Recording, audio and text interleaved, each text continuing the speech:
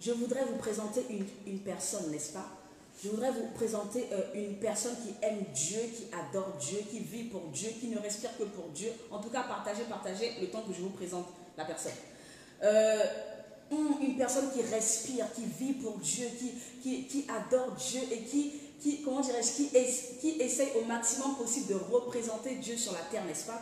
Je voudrais vous présenter un homme, n'est-ce pas? Un homme fait à l'image de Dieu, père de 4 enfants, marié à une femme, n'est-ce pas? Depuis près de 17 ans déjà, n'est-ce pas?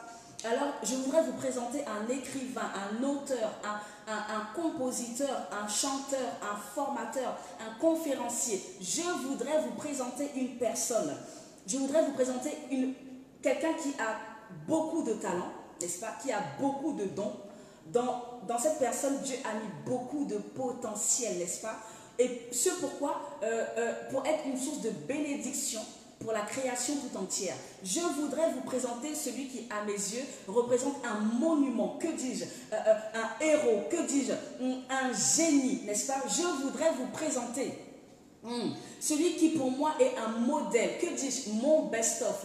Je voudrais vous présenter un serviteur de Dieu. Et sous vos ovations, est-ce qu'il y a une personne qui est connectée et qui est contente de recevoir notre invité? Pour la première fois dans nos directs, nous recevons une personne invitée spéciale. Est-ce qu'il y a une personne qui est contente? Est-ce que tu peux envoyer des cœurs ou en fait, manifeste-toi. Est-ce que tu peux manifester ta joie ce soir? Je voudrais que nous, en tant qu'enfants de Dieu, nous puissions recevoir cette personne sous vos ovations, s'il vous plaît. Sous vos ovations, nous recevons, alors en la personne du serviteur de Dieu, le pasteur David Storm, époux de Lady Storm, que je suis moi-même, nous recevons le serviteur de Dieu. Bonjour, bonjour, bonjour, homme de Dieu. Bonjour, Lady Storm. Bonjour, voici bonjour, notre invité. Bonjour, homme de Dieu. Bonjour, quelle merci. belle surprise pour le peuple de Dieu qui est connecté ce soir. Oui, je suis très honoré d'être avec toi ici dans cette émission pour la première fois. C'est un grand honneur pour moi d'être à côté de Miss Atlas, mère des 4 enfants. Que Dieu te bénisse en abondance. Au nom de Jésus-Christ de Nazareth. Et merci pour cette grande bénédiction que tu apportes à la communauté chrétienne, que tu m'apportes à moi, que tu apportes à toute la famille. Que Dieu te bénisse. Amen. Amen. Merci. Alors, est-ce que vous aussi, vous êtes content depuis chez vous? En tout cas, moi, je suis trop heureux. Je suis dans la joie. Je suis dans une immense joie. Je suis dans l'allégresse, comme le dit la chanson. Est-ce que toi aussi, de chez toi, tu es content? Est-ce que toi aussi, de chez toi, tu es content de recevoir le serviteur de Dieu qui va nous bénir? Que dis-je? Qui va nous nourrir ce soir? Que dis-je? Qui va nous enseigner? Qui va nous parler ce soir? Alors, est-ce qu'il y a une personne qui peut dire: sois béni, homme de Dieu. Soyez béni, homme de Dieu. Ce soir, nous parlons de, comment dirais-je, tes désirs, toi femme, tes désirs se porteront vers ton mari et lui, il dominera sur toi. Oui. Alors, homme de Dieu, comment faire pour sortir de cette malédiction? Tout de suite, entrons dans le vif du sujet. Tout de suite. Les gens doivent se dire, mais quand ils parlent de soumission, domination. Donc, ne vous inquiétez pas, n'ayez pas peur. Et je pense que c'est quelque chose de très important que nous devons développer, même si nous plaisantons, nous rigolons sur ce sujet. En fait, il faut savoir que dans la Bible, lorsque nous ouvrons notre Bible et qu'on parle de la création, et nous voyons que le premier verset de Genèse 1 nous parle, par exemple, du tohu, du néant qui s'est transformé en de belles choses à la création de Dieu, c'est-à-dire qu'il avait les ténèbres, et Dieu a dit que la lumière soit, et la lumière fut. Et quand Dieu a fini ça, il a créé l'homme. Il a créé l'homme, et quand nous lisons l'hébreu en réalité, au fait, la Bible nous dit qu'il a créé, il le créa homme et femme. Donc de Genèse 2 nous parle de la création spirituelle de l'homme, de la manifestation de l'image de Dieu, qu'il a créé homme et femme comme si c'était un seul modèle qui était et en même temps masculin, féminin, c'était vraiment un tout en tout, etc. Et dans le Genèse 1, on comprend aussi quelque chose que les gens ne comprennent pas, c'est-à-dire qu'on nous parle de vis-à-vis. L'homme a été créé vis-à-vis, et on en parlera dans la soirée si Dieu le veut. Donc c'était vraiment un couple parfait dans le Genèse 2.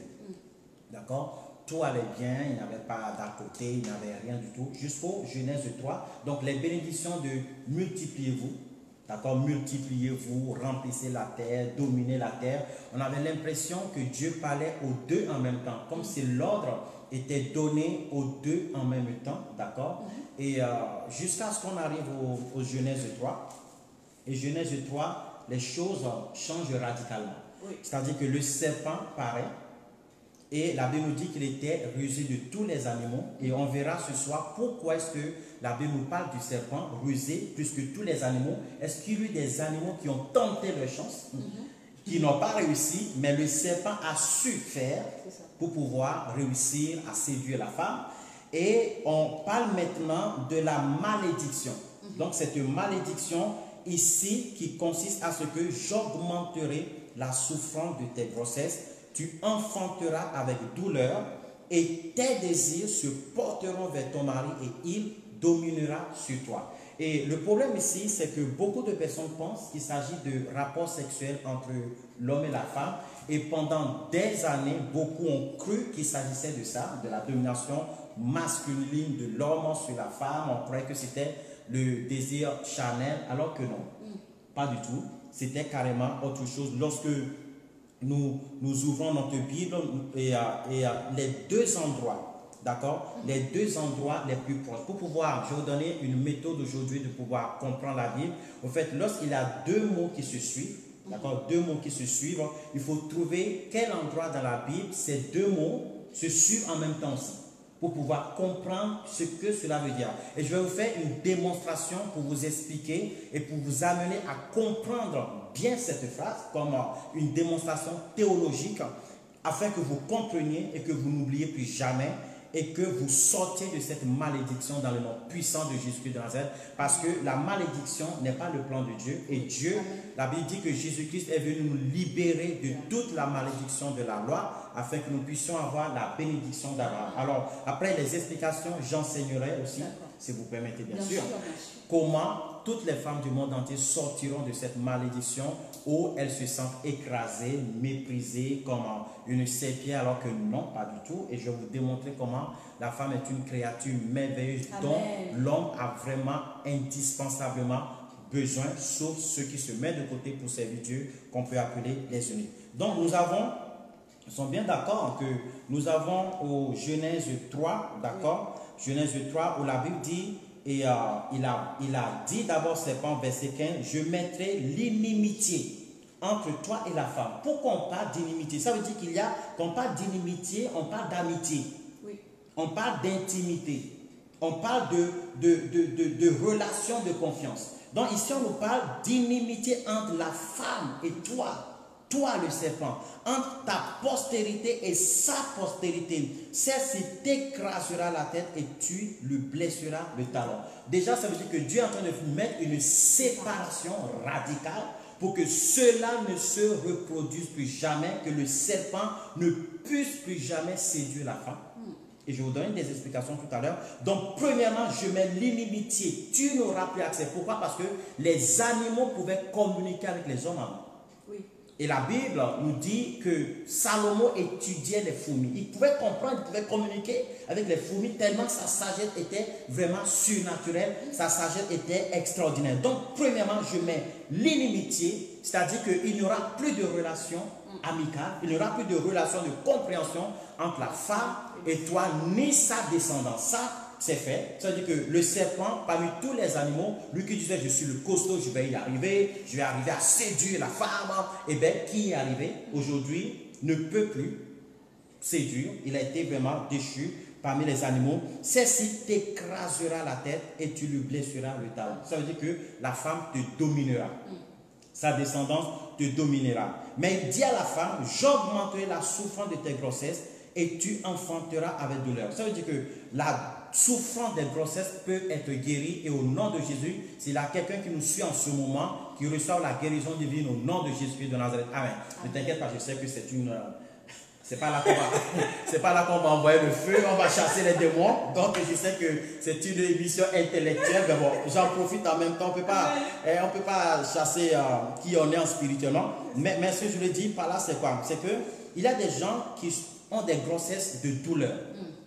Et vous savez, la Bible, c'est une vie et il y a des tranches de malédiction des fois qui tombent sur des personnes qui, à cause de la nature, sont des personnes déficientes mentales, des personnes qui souffrent de maladies chroniques, des maladies génétiques, des maladies orphelines, etc. Et il y a des femmes qui ont des grossesses vraiment, on dirait, une maladie extraordinaire, tandis qu'il y a d'autres qui témoignent de la bonté de Dieu, qui ont une grossesse, elles vont mieux quoi, elles vont mieux comme jamais. Voilà. Et d'autres qui ont des douleurs d'accouchement atroces, tellement atroces, et d'autres qui arrivent à accoucher sans péridurale. Voilà. Donc c'est une malédiction que au nom de Jésus, je brise dans la vie de tous ceux qui nous suivent ce soir au nom puissant de Jésus-Christ de Nazareth. Amen. Mais là où la phrase qui nous concerne, c'est tes désirs se porteront vers ton mari, mais il dominera sur toi. Et n'en parlons même pas de la malédiction de l'homme, c'est énorme, c'est beaucoup. Et si Dieu veut, on expliquera plus tard. Maintenant, oui. Homme de Dieu. Oui. Alors, simplement pour parler à tout l'ensemble de notre public, oui. Et on va garder cette petite partie pour plus tard, si tu veux bien. Ok, très bien. D'accord. Alors, premièrement, nous voulons parler, du moins parler pour toutes les personnes qui ne sont pas encore mariées, n'est-ce pas? Parce que toutes les personnes ne sont pas en couple ou ne sont pas mariées, n'est-ce pas? Et nous allons parler premièrement, homme de Dieu, de toutes les personnes qui ne sont pas mariées. Donc, dans 1 Corinthiens chapitre 7, si quelqu'un vient le noter, s'il vous plaît. 1 Corinthiens chapitre 7, du verset 32 au verset 34. N'est-ce pas? Puisque ce soir, je vous ai promis une soirée spéciale. Donc, nous parlons de tout un chacun, afin que tout un chacun puisse se retrouver, n'est-ce pas? Et le serviteur de Dieu est là justement pour répondre à vos questions, si vous en avez, ou pour simplement éclairer sur les passages bibliques, n'est-ce pas? Très bien. Alors, 1 Corinthiens chapitre 7, du verset 32 au verset 34, la Bible nous parle que la personne qui est célibataire, n'est-ce pas, se charge de plaire à Dieu. En revanche, la personne qui est mariée s'occupe de plaire à son mari ou à sa femme, n'est-ce pas? Donc, on voit bien qu'il y a une distinction entre la personne qui n'est pas encore mariée et la personne qui est mariée.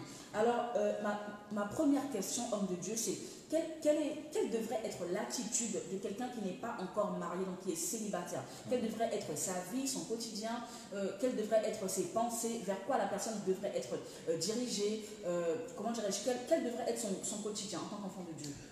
Que ce soit la femme ou l'homme, premièrement, la Bible dit que lorsqu'on est marié, le corps, à partir de ce moment, il y a une nouvelle loi qui est mise en évidence. C'est que d'un seul coup, la saison, le monde, l'environnement, la loi qui régit la personne change. C'est-à-dire que lorsque tu es marié, le corps de l'homme appartient à la femme et le corps de la femme appartient à l'homme. Mais du moment où on n'est pas marié, cette loi, cette exception de loi n'arrive pas. C'est-à-dire que nous sommes le temple du Saint-Esprit. Donc nous devons mener notre corps, notre vie comme un sacrifice, un autel agréable à Dieu. C'est-à-dire que nous ne pouvons rien faire sans l'accord de Dieu. Et la Bible dit, nous sommes créés par lui et pour lui. Donc la Bible est très claire dessus. Celui qui est marié s'inquiète des choses du monde, mais celui qui n'est pas marié s'inquiète des choses du Seigneur. Alors, celui qui n'est pas marié devrait se concentrer sur les choses de Dieu, c'est-à-dire se réveiller le matin et, mis à part les activités extra-spirituelles qui sont d'ordre à aller travailler, à faire ses études, etc., faire le ménage, il devrait lire la Bible, c'est-à-dire lire la Bible, prier, chercher à servir à l'église, dans une église. Si dans l'église il y a des procédures qui consistent à faire d'abord des formations, il devrait tout d'abord chercher ces formations, le faire, parce que souvent des personnes veulent se marier avec la bonne personne, mais il faut que ton cœur soit et recherche la gloire de Dieu. Plus, la Bible dit que fais de l'Éternel tes délices, et il te donnera ce que ton cœur désire. Ici, la Bible dit que celui qui n'est pas marié s'inquiète des choses du Seigneur et des moyens pour plaire au Seigneur. C'est-à-dire que la personne, l'homme ou la femme qui n'est pas mariée, ce qu'elle fait, c'est qu'elle fait de l'Éternel son délice. Il fait de l'Éternel son délice. Alors que celui qui est marié doit rajouter à ce qu'il fait de l'Éternel son délice des choses que la Bible nous dit, des choses du monde pour plaire les choses du monde, peut-être le mascara, peut-être le chaîne, peut-être la montre, peut-être le parfum, ce sont des ingrédients du monde pour pouvoir plaire. Et il relève de la responsabilité de l'homme de plaire, de la femme de plaire à son mari, ça c'est clair. Mais ici, nous sommes concentrés seulement sur le Seigneur pour plaire au Seigneur afin que Dieu nous donne la meilleure des personnes qui existent dans notre environnement. Très bien. Alors, malheureusement, et nous pouvons aussi le voir dans la société, que beaucoup aiment Dieu, n'est-ce pas? La question n'est même pas de savoir si la personne aime Dieu ou pas. Aime Dieu, mais quelquefois, en voyant l'âge avancé ou bien les circonstances de la vie, eh ben, malgré que la personne aime Dieu, elle se tourne vers des choix, comment dirais-je, qui sont un peu moins positifs pour elle. Et au final, les gens s'introduisent dans des mariages sans pour autant avoir, comment dirais-je, rechercher la face de Dieu, et comme tu l'as si bien dit, fais de l'Éternel tes délices, n'est-ce pas? Sans pour autant, et du coup ils se retrouvent engouffrés dans des mariages de souffrance. Oui. Comment on peut... La Bible dit clairement, il y a une différence au verset 34, c'est-à-dire 1 Corinthiens 7, verset 34, il y a de même une différence entre la femme et la vierge. Cela veut dire que celle qui est mariée et celle qui n'est pas mariée. Celle qui n'est pas mariée s'inquiète des choses du Seigneur afin d'être sainte de corps et d'esprit. J'aimerais faire une promesse au jour d'aujourd'hui à tous ceux qui ne sont pas mariés, hommes comme femmes. Lorsque on s'inquiète des choses de Dieu pour plaire à Dieu, on a dit le corps, c'est-à-dire que le corps, ce n'est pas pour aller faire la fornication, pas de rapport sexuel avant le mariage, et l'esprit, pas avoir un esprit pollué, c'est-à-dire je me concentre que sur ce que Dieu aime, sur ce que Dieu veut. Plus je ferai de l'Éternel ses délices, il ne pourra pas accepter que n'importe qui puisse venir et m'épouser. Je ne peux pas épouser n'importe qui me fera mal de main. Malheureusement, beaucoup de femmes ou de garçons d'ailleurs courent après, je veux me marier, je suis pressé de me marier. À quoi ça sert d'être pressé de se marier pour souffrir toute sa vie, au lieu d'attendre la promesse de Dieu et d'être bien? Pourquoi ne pas attendre 1 an de plus, 6 mois de plus pour gagner 50 ans, pour gagner 60 ans, 70 ans? Parce qu'un mauvais mariage peut t'amener en enfer. Et ça, je peux vous le dire, peut t'amener à faire des choix, peut te bloquer, peut freiner ta destinée au fait. Il faut que tu trouves vraiment, que tu tombes vraiment sur la bonne personne. Mais donc, si Dieu voit que ma fille s'occupe des choses de Dieu, il fera tout pour t'amener le meilleur garçon, le meilleur homme pour te propulser dans ta destinée. Et voilà le conseil que je donne à beaucoup de chrétiens, c'est occupe-toi à servir Dieu et Dieu t'amènera ton conjoint ou ta conjointe. Oublie même que tu cherches. Il faut qu'ils oublient. La Bible n'a pas dit ils cherchent à plaire à quelqu'un. Vous voyez, l'erreur c'est que les femmes, les jeunes filles d'aujourd'hui cherchent à plaire aux garçons de l'église et les garçons cherchent à plaire aux filles de l'église, alors que la Bible nous donne l'instruction, la lignée, le savoir-faire. La Bible dit, si tu cherches à plaire à l'Éternel, il te donnera ce qui est bon pour ton cœur, ce que ton cœur désire. Mais si tu cherches à plaire aux hommes, le problème c'est que tu risques d'attirer les hommes du monde. Parce que la Bible dit, celle qui est mariée avec des choses du monde cherche à plaire. Donc si toi, tu n'es pas marié, au lieu de te concentrer à servir seulement le Seigneur, tu amènes les choses du monde pour plaire aux garçons ou pour plaire aux filles, tu risques d'attirer une personne mélangée, mélangée d'esprit et du monde, et ça risque de causer de graves problèmes dans le couple après. Mi-figue, mi-raisin. Mi-figue, mi-raisin. Ok, très bien. Homme de Dieu, alors, de cela me vient une question. Est-ce que tu peux réellement dire et l'affirmer qu'il y a une garantie certaine pour toutes les femmes qu'elles tomberont, en tout cas, pour toutes les femmes qui aiment Dieu, qui mettent ce verset-là en pratique, n'est-ce pas, qu'elles tomberont forcément sur un chrétien qui parle en langue ou qui est né de nouveau? Est-ce que tu peux, comment dirais-je, le dire à nos frères et sœurs qui nous suivent et leur donner cette garantie-là? Est-ce qu'il y a cette garantie que tu peux? Ok, déjà, il y a ce qui est sûr et certain, c'est que la femme qui sert Dieu à l'autel, Dieu, c'est-à-dire qu'elle passe sa vie à l'église. Elle passe sa vie dans l'œuvre de Dieu, à l'évangéliser, à aller faire l'humanitaire. Elle trouvera quelqu'un qui partage le même zèle pour le Seigneur. Quelqu'un qui aime le Seigneur, quelqu'un qui parle en langue. Mais celle qui ne fait pas de l'œuvre de Dieu ses délices, sa priorité, risque d'en trouver dans la rue ou dans ses fréquentations, en dehors, en bois de nuit ou autre chose. Mais ce que j'aimerais dire aux sœurs en Christ, c'est que je ne suis pas là, je ne vais pas vous mentir.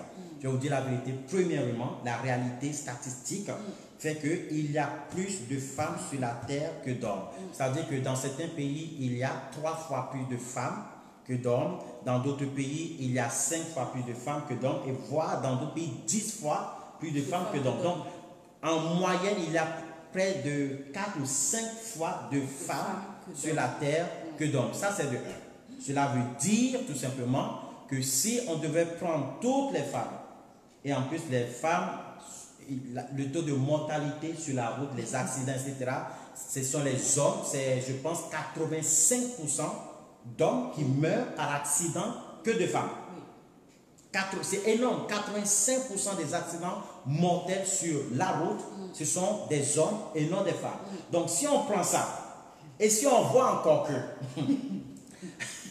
que les soucis de la vie, le travail, etc., ont fait dans le passé, d'accord, que travail à la mine, c'est exposé au gaz à effet et serre et tout, font que des hommes meurent des fois 3 ans, 5 ans plus tôt que la femme.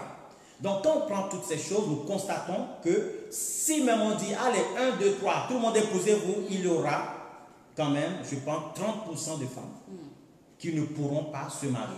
Parce qu'il y a moins d'hommes que de femmes. Ça, c'est statistiquement parlant. C'est un fait. C'est un fait. On ne peut pas faire de miracle là-dessus, c'est comme ça. Hein. Si quelqu'un vous ment, moi, je vous dis la vérité. Maintenant, deuxièmement, il y a plus de femmes à l'église que d'hommes. Il y a plus de chrétiennes à l'église que d'hommes. Bon, heureusement, c'est plus de femmes mariées quand même, parce que les femmes mariées, à cause de la mauvaise compréhension de l'homme sur la terre aujourd'hui, vont chercher des secours à l'église, qui font que heureusement que quand ils viennent, ils apprennent, ça amène quand même à leur mari de se convertir. Donc ça, c'est bon, merci Seigneur. Mais il y a quand même, de la même manière dont il y a plus de naissances, d'accord, de filles que d'hommes, les parents convertis amènent plus de filles à l'église que d'hommes, donc il y a plus de femmes. Il y a, je pense, des fois 2 fois, 3 fois, en moyenne 3 fois plus de femmes dans une église que d'hommes dans l'église. Donc déjà, dire aux gens, moi, je veux que toutes les femmes de cette église se marient dans cette église, franchement, pour moi, c'est une mauvaise gestion, je vais dire comme ça, sans critiquer, parce que ça ne peut pas se faire, d'accord? Et mettre, sauf si elle trouve un homme dans une autre église pour ramener dans son église, ça relève de la gestion de chaque pasteur. Mais je trouve ça injuste quand même, ça c'est une négociation qui doit se faire à l'intérieur des deux, mais bon, ou entre pasteurs. Parce que ce qui est bien dans l'anglophonie, c'est qu'on fait des lettres de recommandation. Les pasteurs se rencontrent et on voit comment on fait, on parle entre eux. Donc, une chrétienne de la même église, toutes les chrétiennes de la même église ne pourront pas se marier avec tous les chrétiens de la même église. Et il peut même arriver qu'une chrétienne tombe sur une personne qui ne parle pas en langue comme elle, mais des fois, malheureusement, nous pouvons trouver des fois des personnes dans le monde qui sont capables de respecter la foi, d'accord, la foi de la fille qui va à l'église, respecter la fille, et même de faux frères qui se prennent pour des chrétiens, mais sont des serpents, sont des rusés, sont des loups, qui viennent à l'église parce qu'ils savent que les filles de l'église sont bien éduquées, la soumission, la piété, ça les attire, ils font du n'importe quoi, donc il faut vraiment faire attention, il faut beaucoup de discernement, beaucoup de prière dans votre choix, ne vous précipitez pas à choisir pour ne pas souffrir toute votre vie. Très bien, merci homme de Dieu pour ces... Mais en même temps, je ne dis pas d'aller chercher les mondains, hein. Je ne vous dis pas d'aller courir après les mondains, je vous dis la vérité, chacun sa vie, chacun son histoire, chacun sa destinée. Il est préférable, la Bible dit, cherchez, mariez-vous dans l'église. Oui. Mariez-vous dans l'église, mariez-vous avec une personne qui partage la même foi que vous. Ça, c'est l'idéal, c'est le maximum. Et en plus de ça, pour pouvoir l'avoir, il faudrait tout simplement que vous servez, faites de l'Éternel tête d'église, il créera le frère en Christ. S'il faut, il va le créer au ciel, tu vas te marier avec un ange. S'il le faut, parce qu'il ne permettra pas que tu souffres. Mais si tu ne fais pas de l'Éternel tes délices, eh bien, c'est toi, c'est ton choix aussi pareil. Tu risques de tomber sur des personnes qui ne vont pas pouvoir t'arranger. C'est tellement vrai. Et c'est un petit peu notre histoire, homme de Dieu, si on peut, grosso modo, voilà. Nous nous sommes trouvés alors que chacun de nous était en train de servir Dieu dans la maison de Dieu. Oui. Donc Dieu a vu le cœur de son serviteur, il a vu mon cœur et il a vu que nous deux, nous étions fous de Dieu et nous sommes encore jusqu'à l'avènement, jusqu'à l'éternité. Nous serons fous de Dieu et Dieu a vu et Dieu a donné le meilleur. Donc je suis certainement sur la terre, la meilleure femme qui convienne à mon époux est certainement sur la terre, le meilleur homme qui me convienne. Mais ça c'est Dieu qui l'a décidé parce que c'est Dieu qui connaît nos cœurs et qui connaît notre vie, n'est-ce pas? N'est-ce pas, homme de Dieu? C'est exactement ça. Très bien. Et alors pour celles qui sont mariées, et donc la Bible dit que celle qui est mariée s'occupe des affaires, enfin de plaire à son mari. Très bien, ça on a très bien compris, vous l'avez dit précédemment, il y a la séduction, la manière d'être, etc., etc. Ok.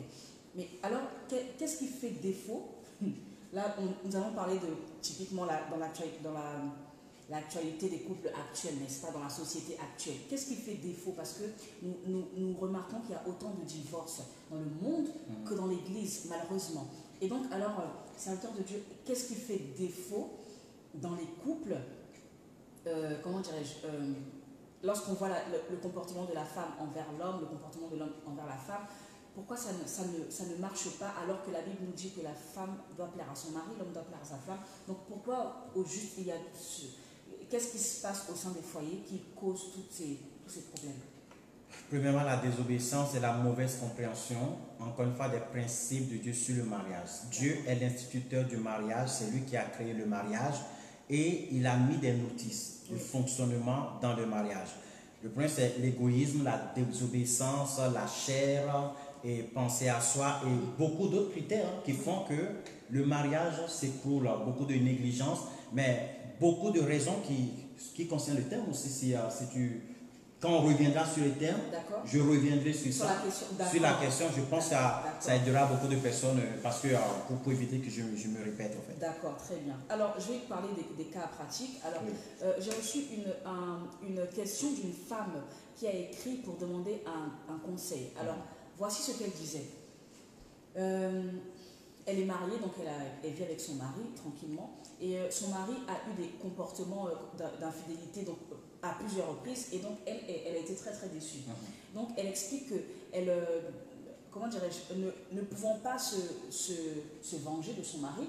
Donc, lorsqu'elle le regarde au quotidien, elle insulte parce que c'est la seule manière pour elle de se venger, entre guillemets.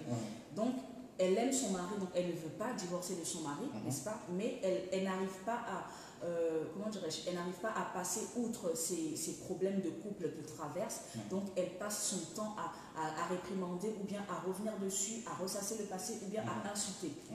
Alors, homme de Dieu, quel conseil peut-on donner à toutes les femmes ou à tous les hommes aussi qui traversent cette situation, qui ont traversé et qui réagissent de cette façon-là? Bon, encore une fois, la question du terme permettra aux gens de comprendre ça, mais je vais quand même d'abord répondre. Mais lorsque je vais répondre à tes désirs se porteront vers ton mari et lui, il dominera sur toi, vous allez comprendre vraiment toutes ces choses. Comprenez bien ceci. Et premièrement, que ce soit des mondains ou des chrétiens, les deux sont chrétiens? Non, c'est la femme qui est chrétienne. Voilà, la femme est chrétienne. Je vais vous donner un exemple. La femme est chrétienne, l'homme n'est pas chrétien. La femme veut garder son mari? Oui, ok. Elle ne veut pas divorcer. Elle ne veut pas divorcer. Il faut savoir, je vous dis la vérité. Et le chic et les bobos. Le parler en langue. Le parler en langue. Aller à l'église autant qu'on veut. Et même des fois, la prière ne permet pas de régler certaines choses que Dieu a établies.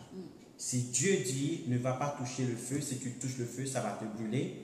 Tu as beau parler en langue, tu vas aller toucher le feu, ça te brûlera. Nous sommes en train de prier pour que la pandémie dans laquelle nous sommes actuellement puisse partir, c'est-à-dire le coronavirus. Nous allons prier. Dieu a promis les faire partir. Cette pandémie partira au nom de Jésus-Christ. Mais nous ne pouvons pas l'empêcher de venir.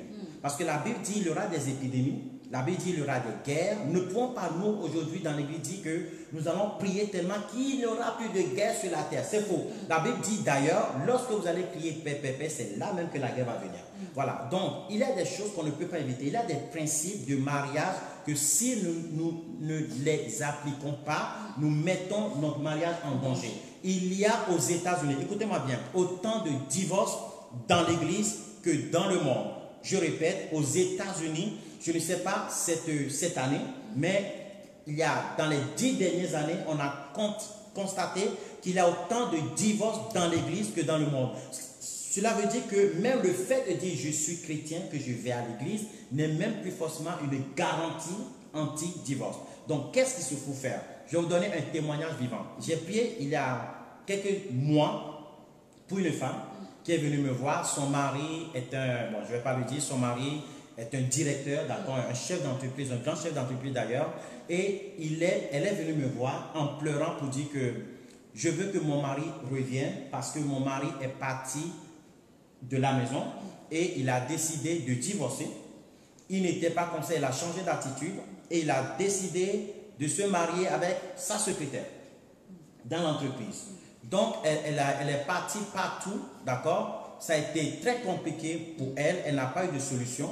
Et quelqu'un lui a parlé du ministère et par la grâce de Dieu, elle est venue. Lorsqu'elle est venue, je ne me suis pas mis à prier, à chasser les démons de divorce, à dire qu'au nom de Jésus, cet homme a été envoûté. Par la grâce de Dieu, j'ai le discernement, il m'a montré la photo. J'ai même vu la photo du mari et même de la dame en question. Je lui ai dit ceci: cette femme n'a pas envoûté votre mari. Parce que c'est très facile d'aller voir des prophètes, des personnes, des voyants qui vont vous dire que tout le malheur vient de l'envoûtement, de la sorcellerie. Moi, Dieu m'a dit, il ne s'agit pas d'envoûtement. Et par contre, je lui ai dit, est-ce que tu es sûr que tu veux que ton mari vienne? Elle m'a dit oui. J'ai dit ok. Donc nous allons prier et j'ai dit ceci, j'espère, je crois de tout mon cœur que ton mari reviendra. Et elle m'a dit, vous espérez ou vous croyez qu'il reviendra? Et la Bible dit, je n'ai jamais vu en Israël une telle foi. Donc quand j'ai vu sa femme, le Saint-Esprit m'a remué, j'ai été saisi de l'onction de Dieu et alors j'ai prophétisé. J'ai dit, avant que 7 jours ne soient, ton mari reviendra à la maison. Avant que 7 jours ne soient, ton mari reviendra à la maison. Et je vous promets, j'ai prié pour elle dimanche. Lundi ou mardi, le mari est revenu à la maison. Amen. Le mari est revenu, alors qu'il a fait ses affaires, il est parti, il a dit je vais vivre avec, je m'entends avec, et etc., etc. Le mari, j'ai dit avant que 7 jours ne soient, il reviendra, il est revenu par la grâce de Dieu. Et une semaine plus tard, la femme est venue me voir pour me dire oui, il est revenu, mais je ne veux pas j'arrive pas à le pardonner, il m'a quand même trahi, donc quand il veut sortir, je dis tu ne dois pas sortir, je dis fais ceci, je dis fais cela, la secrétaire, je veux l'avoir dans ton entreprise, etc. Mais le problème, c'est que si la secrétaire part aujourd'hui, ça risque de faire des faillites. Parce que la secrétaire a des relations avec les clients et ça peut créer des problèmes. Je dis, il est véritable que la secrétaire doit partir parce que ce n'est pas très bien pour toi, etc. Mais il faut laisser le temps à toute chose. Non, je ne peux pas. Mais quand je le vois, j'ai envie de l'injurier. Je n'arrive pas à le pardonner. Il me dégoûte. J'ai dit, femme, tu as voulu qu'il revienne. Maintenant, si Dieu, ce n'est pas par toi que cet homme est revenu, si cet homme, Dieu l'a touché, qu'il est revenu, tu dois avoir l'attitude que la Bible dit. Et cette attitude dit quoi? Femme, vous qui êtes des enfants de Dieu, vous devez avoir des comportements qui feront que vos maris se convertissent. Parce que si ce mari se convertit, qu'est-ce qui se passe? Il se passe que ce mari fait quoi? Il va craindre Dieu, le pasteur peut lui donner des conseils, le mariage deviendra extraordinaire. Là, tu as vécu le miracle, mets la chair de côté, arrête de lui mettre la pression, arrête de l'injurier, sois la femme idéale. Moi, je vous dis quelque chose. Vous voyez les Maorais? Oui. Les Maoraises, quand je suis allé à Mayotte, j'ai cru que c'était des sorcières au début, pardon, parce que je ne comprenais pas qu'on mettait les masques au visage. Elles mettent les masques au visage dehors. Le soleil ne va pas me brûler. Mais le soir, quand elles rentrent à la maison, son mari voit leur femme avec un beau visage, bien maquillée, jolie. Elles se font belles pour le mari. Les Occidentaux, les femmes de l'Occident, qu'est-ce qu'elles font? Elles sortent maquillées dehors pour aller plaire à leur patron, à leur collègue, pour se plaire elles-mêmes, pour dire je suis belle. Et à la maison, elles mettent de l'argile, elles mettent les masques. C'est le mari qui subit quoi, le masque à la maison. Et le problème, c'est qu'elle va dire, fais-moi un bisou. Le mari dit, tu sens l'agile. La Bible dit, nous sommes agiles, tu retourneras la poussière, mais je ne vais pas mourir maintenant. Voilà. Pourquoi? Et moi, je trouve que ces femmes maoraises ont de la sagesse, de l'intelligence. Elles mettent le masque dehors parce que je n'ai pas à plaire à un homme dehors, je n'ai pas à plaire à mon collègue dehors, je n'ai à plaire à personne. Je me fais belle pour mon mari. Alors, je lui ai dit, à partir d'aujourd'hui, tu vas te faire belle pour ton mari, tu vas te maquiller pour ton mari, tu vas te parfumer pour ton mari. Vous allez repartir au commencement pour pouvoir restaurer votre mariage. Alors, je donne le même conseil à cette femme. Arrête de l'insulter, sauf si tu veux le perdre. Arrête de le dénigrer, sauf si tu le perds, parce que le problème avec beaucoup de femmes aussi, c'est qu'elles commencent à dénigrer l'homme qui était parti. Mais tu as prié pour qu'il revienne, ce n'est pas pour te venger. Soit tu dis, Dieu, ramène. C'est comme si tu te vengeais sur ta prière. Tu détruisais toi-même ta prière. Dieu t'a exaucé et tu es en train de détruire ça. La Bible dit, la femme sage bâtit sa maison. Tu es en train de devenir une femme sotte. Tu es en train de détruire ta propre maison. Alors, tu es en train de prier, Dieu est en train d'agir et toi, tu es en train de détruire l'œuvre de Dieu. Tu ne peux pas te venger, alors ne prie pas pour qu'il revienne. Tu ne peux pas l'injurer, alors ne prie pas pour qu'il revienne. Même si je sais que c'est compliqué, mais il relève de ta responsabilité maintenant, toi en tant que chrétien, d'avoir les meilleures attitudes du monde afin que celui-ci dit, je veux te ressembler. Bon, je sais que c'est compliqué, mais bon, je ne peux pas dire autre chose que ce qui est bien pour vous aider. Amen. Merci. Comment faire, c'est trop compliqué pour moi. Ça, c'est encore un autre débat. Ça, c'est une autre réponse. Mais moi, je vous ai donné une réponse crue afin de vous aider vraiment. Toutes les femmes qui subissaient ça, moi, je voudrais vous dire, priez pour que Dieu vous donne la force, la sagesse, l'intelligence et la grâce, le charisme nécessaire afin de pouvoir, je sais que ce n'est pas du tout facile de pouvoir supporter et de pouvoir ramener tes désirs se portera vers lui et lui dominera sur toi. Comment sortir de cette malédiction? Ça aussi, ça fait partie quand même des malédictions. C'est un peu des conséquences de ça. Amen. Et je pense que tu éclaires beaucoup de personnes. Du coup, partagez davantage, parce que rendez-vous compte qu'il y a beaucoup de personnes qui sont concernées par ce dont nous sommes en train de parler ce soir. Alors partagez, pensez à vos familles, à vos amis, à vos amis Facebook ou à vos proches. En tout cas, partagez. Gospel Miracle, je compte sur vous, continuez à partager. Alors, homme de Dieu, il y a une autre femme qui m'a écrit pour expliquer sa situation et qui dit que un homme compte sur sa femme pour l'encourager et une femme compte sur son mari pour l'encourager. Oui. Ok, très bien. Mais elle a l'impression qu'à chaque fois qu'elle monte un projet, ou qu'elle a une idée innovatrice pour créer quelque chose, pour inventer quelque chose, le mari ne suit pas, le mari ne soutient pas, le mari dénigre, le mari lui fait comprendre qu'elle n'en est pas capable, le mari lui fait comprendre que ça ne pourra pas marcher. Donc à chaque fois, elle se sent découragée. Et de découragement en découragement, au final, elle ne se sent pas aimée. Elle ne se sent pas soutenue ni aimée par celui qui partage sa vie, qui est son mari. Donc, quel conseil, qu'est-ce qu'on peut dire? Toujours, en fait, j'ai l'impression, depuis que Dieu m'a donné la révélation de tes désirs se porteront sur ton mari et lui dominera sur toi. Tous les problèmes des femmes, la plupart, sont là. Voilà pourquoi, des fois, c'est pas, encore une fois, je suis une personne... Par la grâce de Dieu, j'aime le Saint-Esprit, je fonctionne avec le Saint-Esprit. Moi, ce n'est pas mon ministère, ça c'est le feu. Et là, je suis en train de voir déjà des visions. J'ai envie de prier pour des gens là. Je vois une personne qui s'appelle Amandine qui veut se suicider. Vous voyez? Mais bon, comme ce n'est pas... bon, demain, je ne vais pas voir le feu maintenant. Mais Dieu aidera cette femme. Mais ce que je suis en train de dire, c'est que c'est toujours le même problème. Tous les problèmes des femmes viennent de là. Et si nous comprenons la racine, nous guérirons l'arbre. C'est-à-dire que cette femme, en fait, le désir de la femme, c'est quoi? Le désir de la femme, c'est d'avancer. La femme se construit déjà depuis bien longtemps, avant le mariage. Et donc, du coup, des fois, les femmes, lorsqu'elles se marient, elles ont l'impression que l'homme en question les freine. Parce qu'elles sont plus matures la plupart du temps. Et elles ont déjà fait leur architecture. Je vois ma fille Sarah, notre fille Sarah, qui aujourd'hui, j'étais très étonné parce que c'était un logiciel que je voulais apprendre depuis longtemps, qui est en train d'apprendre un logiciel pour construire sa maison. Ça veut dire qu'à son âge, elle est en train de réfléchir déjà comment sera sa maison.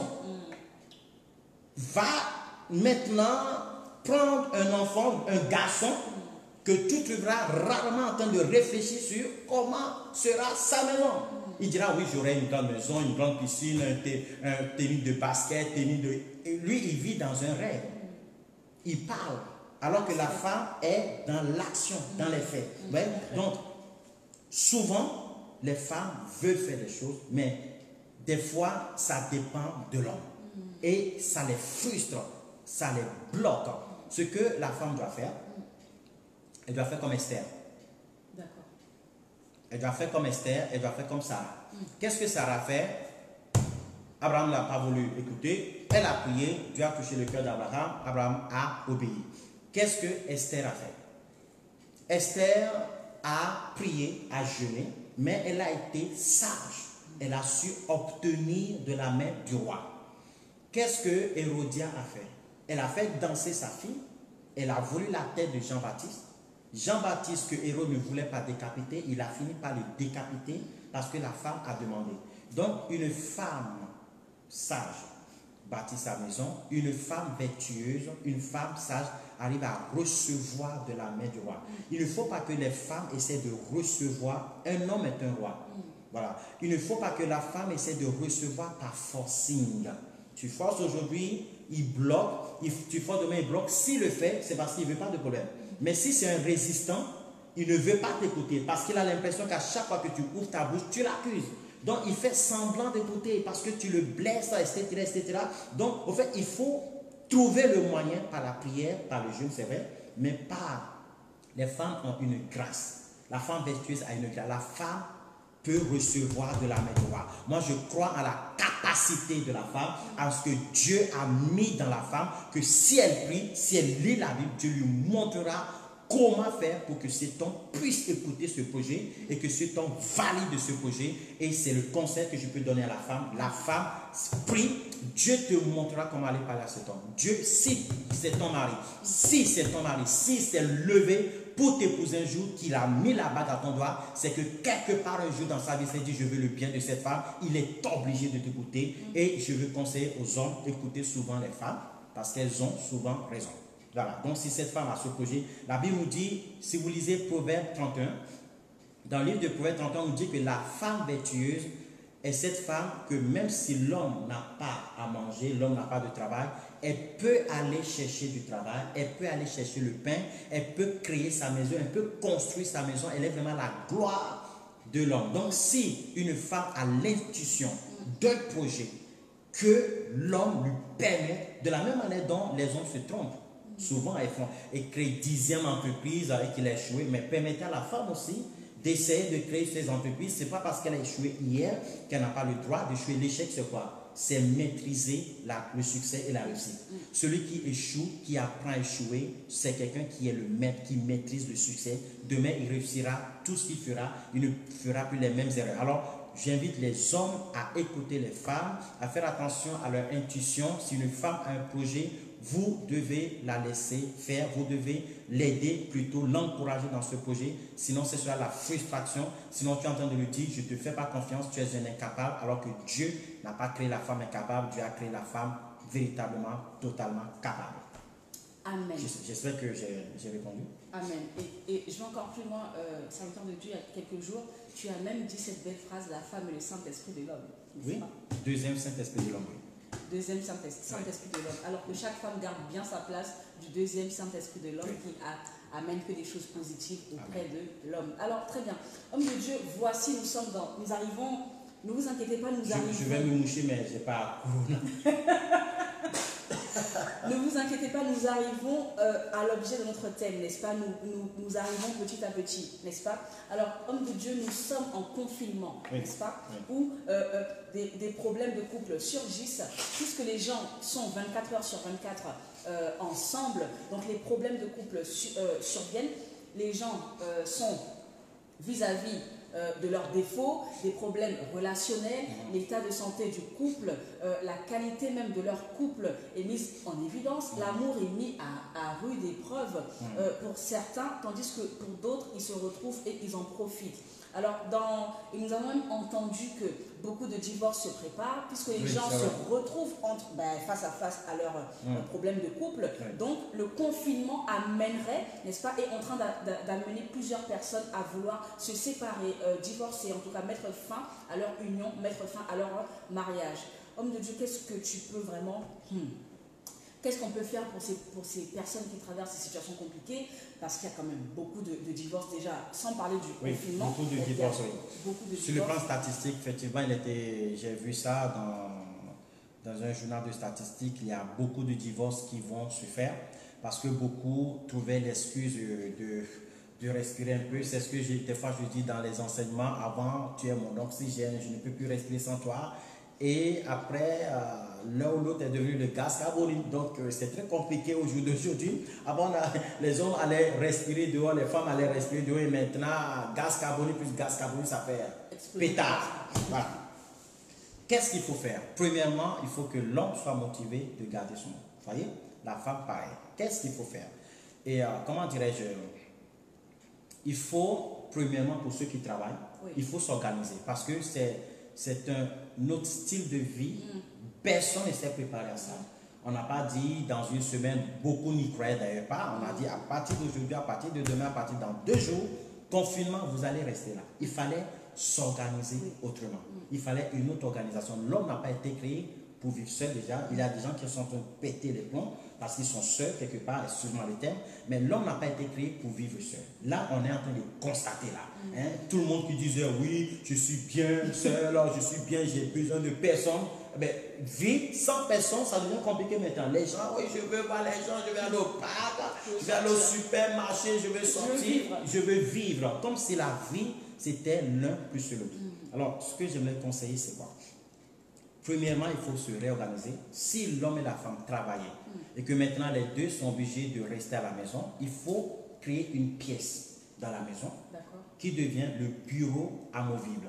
C'est-à-dire, on dort le soir, dans la journée on se réveille, si on peut déplacer les canapés, déplacer certaines choses, on le fait. Et si l'homme travaille, la femme aussi travaille, mais maintenant on ne peut plus faire les 8 heures, les 7 heures qu'on faisait dehors, on fait tous les 2 heures, je vais au bureau, la maman s'occupe des enfants et c'est le mari qui est au bureau, il est seul, il travaille, il est concentré.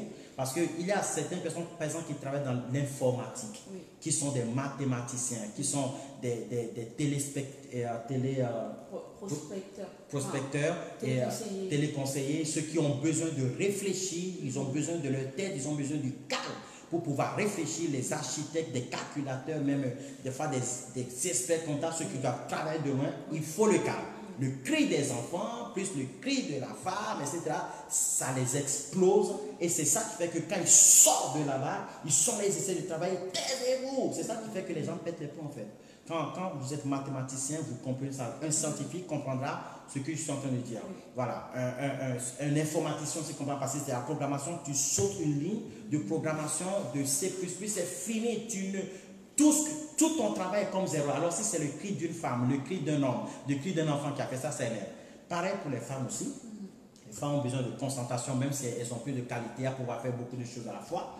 Elles ont plus de concentration. Il faut que l'homme laisse la femme aussi travailler, honore aussi ce temps de travail afin qu'elle se concentre pour travailler. Donc peut-être toutes les 2 heures, selon l'organisation de chaque famille, aller travailler et revenir. Ensuite, il faut que ça soit le moment de dire, on apprend à se connaître, on apprend à prier, on apprend à connaître les enfants, on connaît l'histoire des enfants, on s'amuse, on fait des jeux de société et on fait beaucoup de choses pour vivre aussi la famille parce que la famille a été créée pour que tout le monde sorte et puis le soir on revient, on se retrouve comme si c'était des étrangers en colocation, mais il faut aussi prendre ça comme quelque chose de positif qui pourra rapprocher la famille.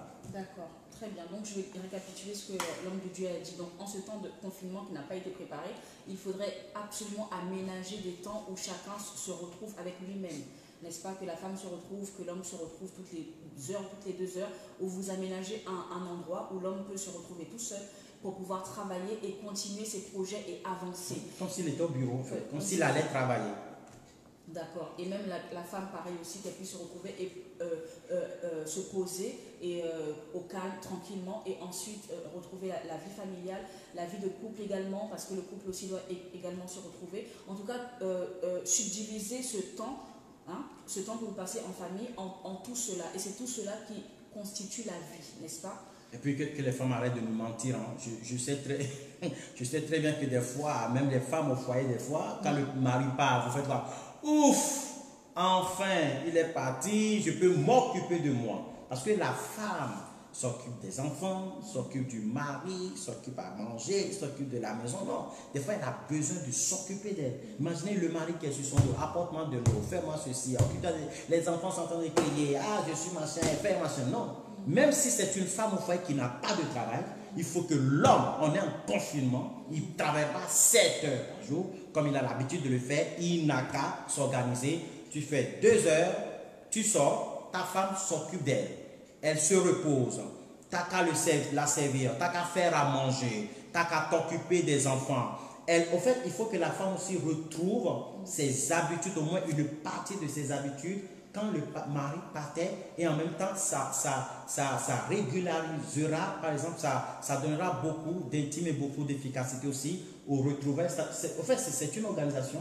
On a fini la journée du travail, on se retrouve. Et on se retrouve même plus que lorsque on travaille. J'espère que vous m'avez compris. La qualité des retrouvailles est forcément meilleure. Alors nous arrivons donc, est-ce qu'il y a une personne qui est bénie ce soir? Est-ce que tu peux nous faire savoir si tu es béni ce soir, si tu es content de passer ce moment avec nous? Est-ce qu'il y a une personne qui peut répondre en tout cas? Est-ce que vous êtes béni? Est-ce que vous êtes dans la joie ce soir de partager ce moment avec nous? Est-ce qu'il y a une personne qui peut nous dire ce soir? Nous arrivons au moment même nous rentrons dans le vif du sujet. Voici que l'homme de Dieu va parler. Homme de Dieu, enseigne-nous, nous avons envie de savoir, de comprendre et de découvrir. Alors, la Bible dit, Marie, aimez vos femmes, n'est-ce pas? Marie, aimez vos femmes. Et femmes, soyez soumises à vos maris. Alors, homme de Dieu. La Bible dit que Dieu est amour. Donc, nous comprenons que l'amour est inconditionnel dans 1 Corinthiens chapitre 13 au verset 4. L'amour est inconditionnel, il ne dépend de rien. Il ne dépend de rien, n'est-ce pas? Dieu donne son amour et même Dieu veut que l'homme aime sa femme comme lui-même il aime l'Église, n'est-ce pas? Très bien, ok. Donc la Bible dit que Marie, aimez vos femmes sans condition, sans rien. Et femmes, soyez soumises à vos maris. Mais voici que dans la société actuelle que nous traversons, la femme, il est arrivé notamment que les femmes éprouvent du mal à être soumises à un mari qui soit la fait souffrir, soit un mari qui a du mal à manifester l'amour envers elle.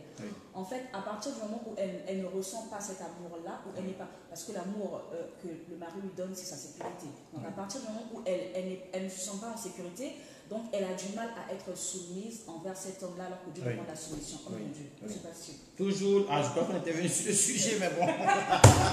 Je m'apprêtais, moi. On peut faire l'inverse alors. Non, est-ce qu'on fait l'inverse ou pas? Comme ça qu'on bascule dessus. Peut-être oui, parce que de toute manière, oui, c'est mieux. C'est mieux. Donc nous allons tout de suite droit au but. Voilà. Très bien. Alors, la Bible dit, la Bible dit dans Genèse chapitre 3, tes désirs, femme, tes pensées, ton cœur, tes désirs se tourneront vers ton mari. Et lui, que fera-t-il? Et le mari dominera sur toi.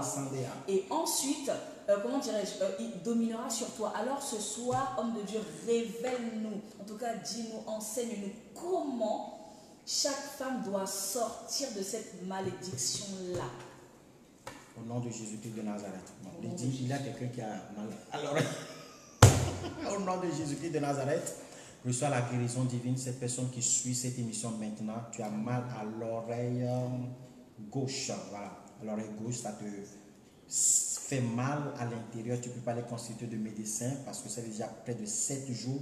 Saint-Esprit touche et reçoit la guérison au nom de Jésus de Nazareth. Amen.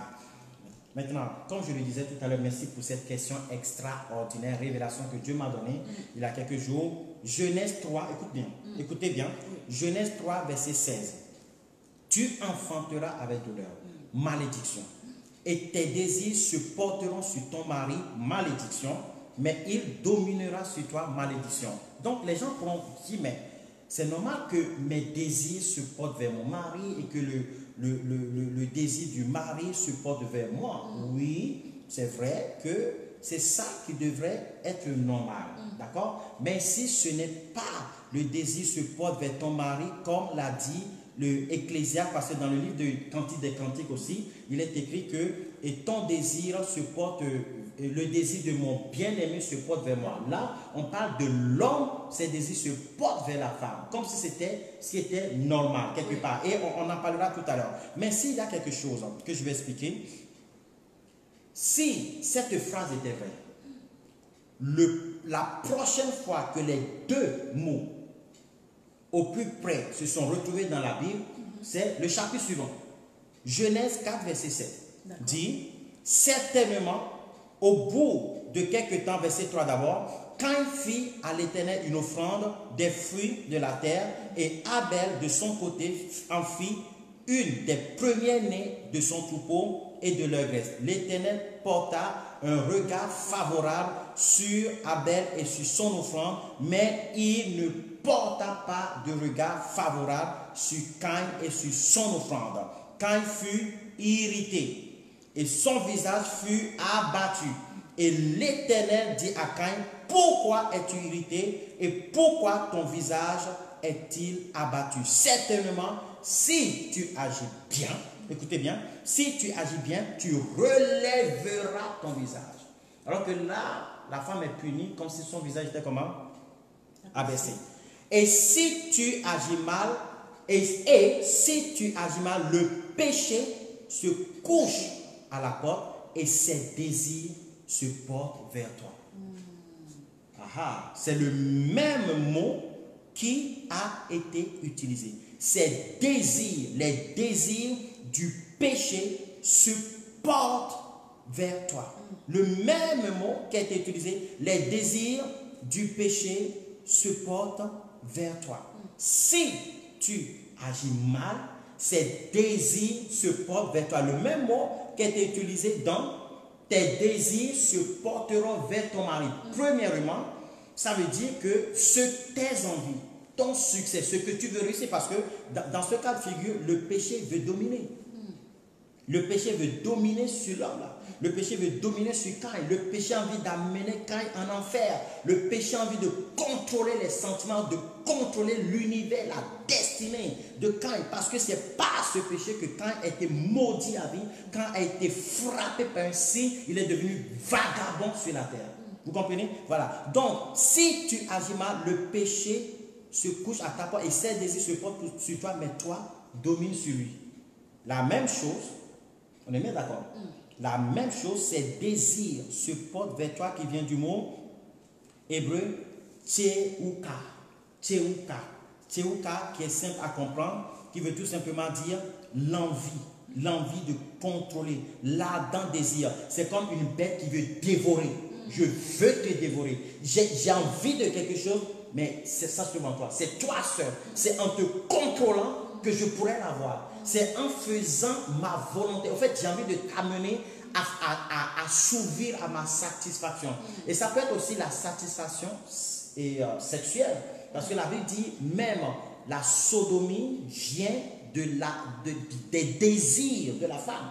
La Bible dit que ce sont des femmes qui ont transformé la relation sexuelle naturelle en quelque chose de contre-nature. Et c'est comme ça que la sodomie est arrivée. Et c'est comme ça que l'homosexualité est arrivée. Voilà, donc il y a des désirs, il y a des envies comme manger le fruit défendu. C'est défendu, mais elle était désireuse de ça parce que c'était beau à voir. Elle était séduite, pas par sa faute. Donc ces désirs se portent vers toi, veut tout simplement dire ma satisfaction, mon bonheur, ce que je veux, ce que j'aurais souhaité est en toi. Mais toi, tu domineras sur lui. C'est une malédiction. Voilà pourquoi le même mot dit, mais toi, domine sur lui. Donc, ça veut dire quoi? Est-ce que Dieu est en train de dire, si toi, tu domineras sur lui, est une position sexuelle où on parle de sexualité? Dieu veut dire quoi là? Les mêmes mots, là où c'est les plus proches, les mêmes mots ont été utilisés les plus proches dans la Bible, c'est ça. C'est le verset suivant. Il dit que le péché est à ta porte. Les désirs du péché se portent vers toi, Caïn. Caïn couche avec le péché.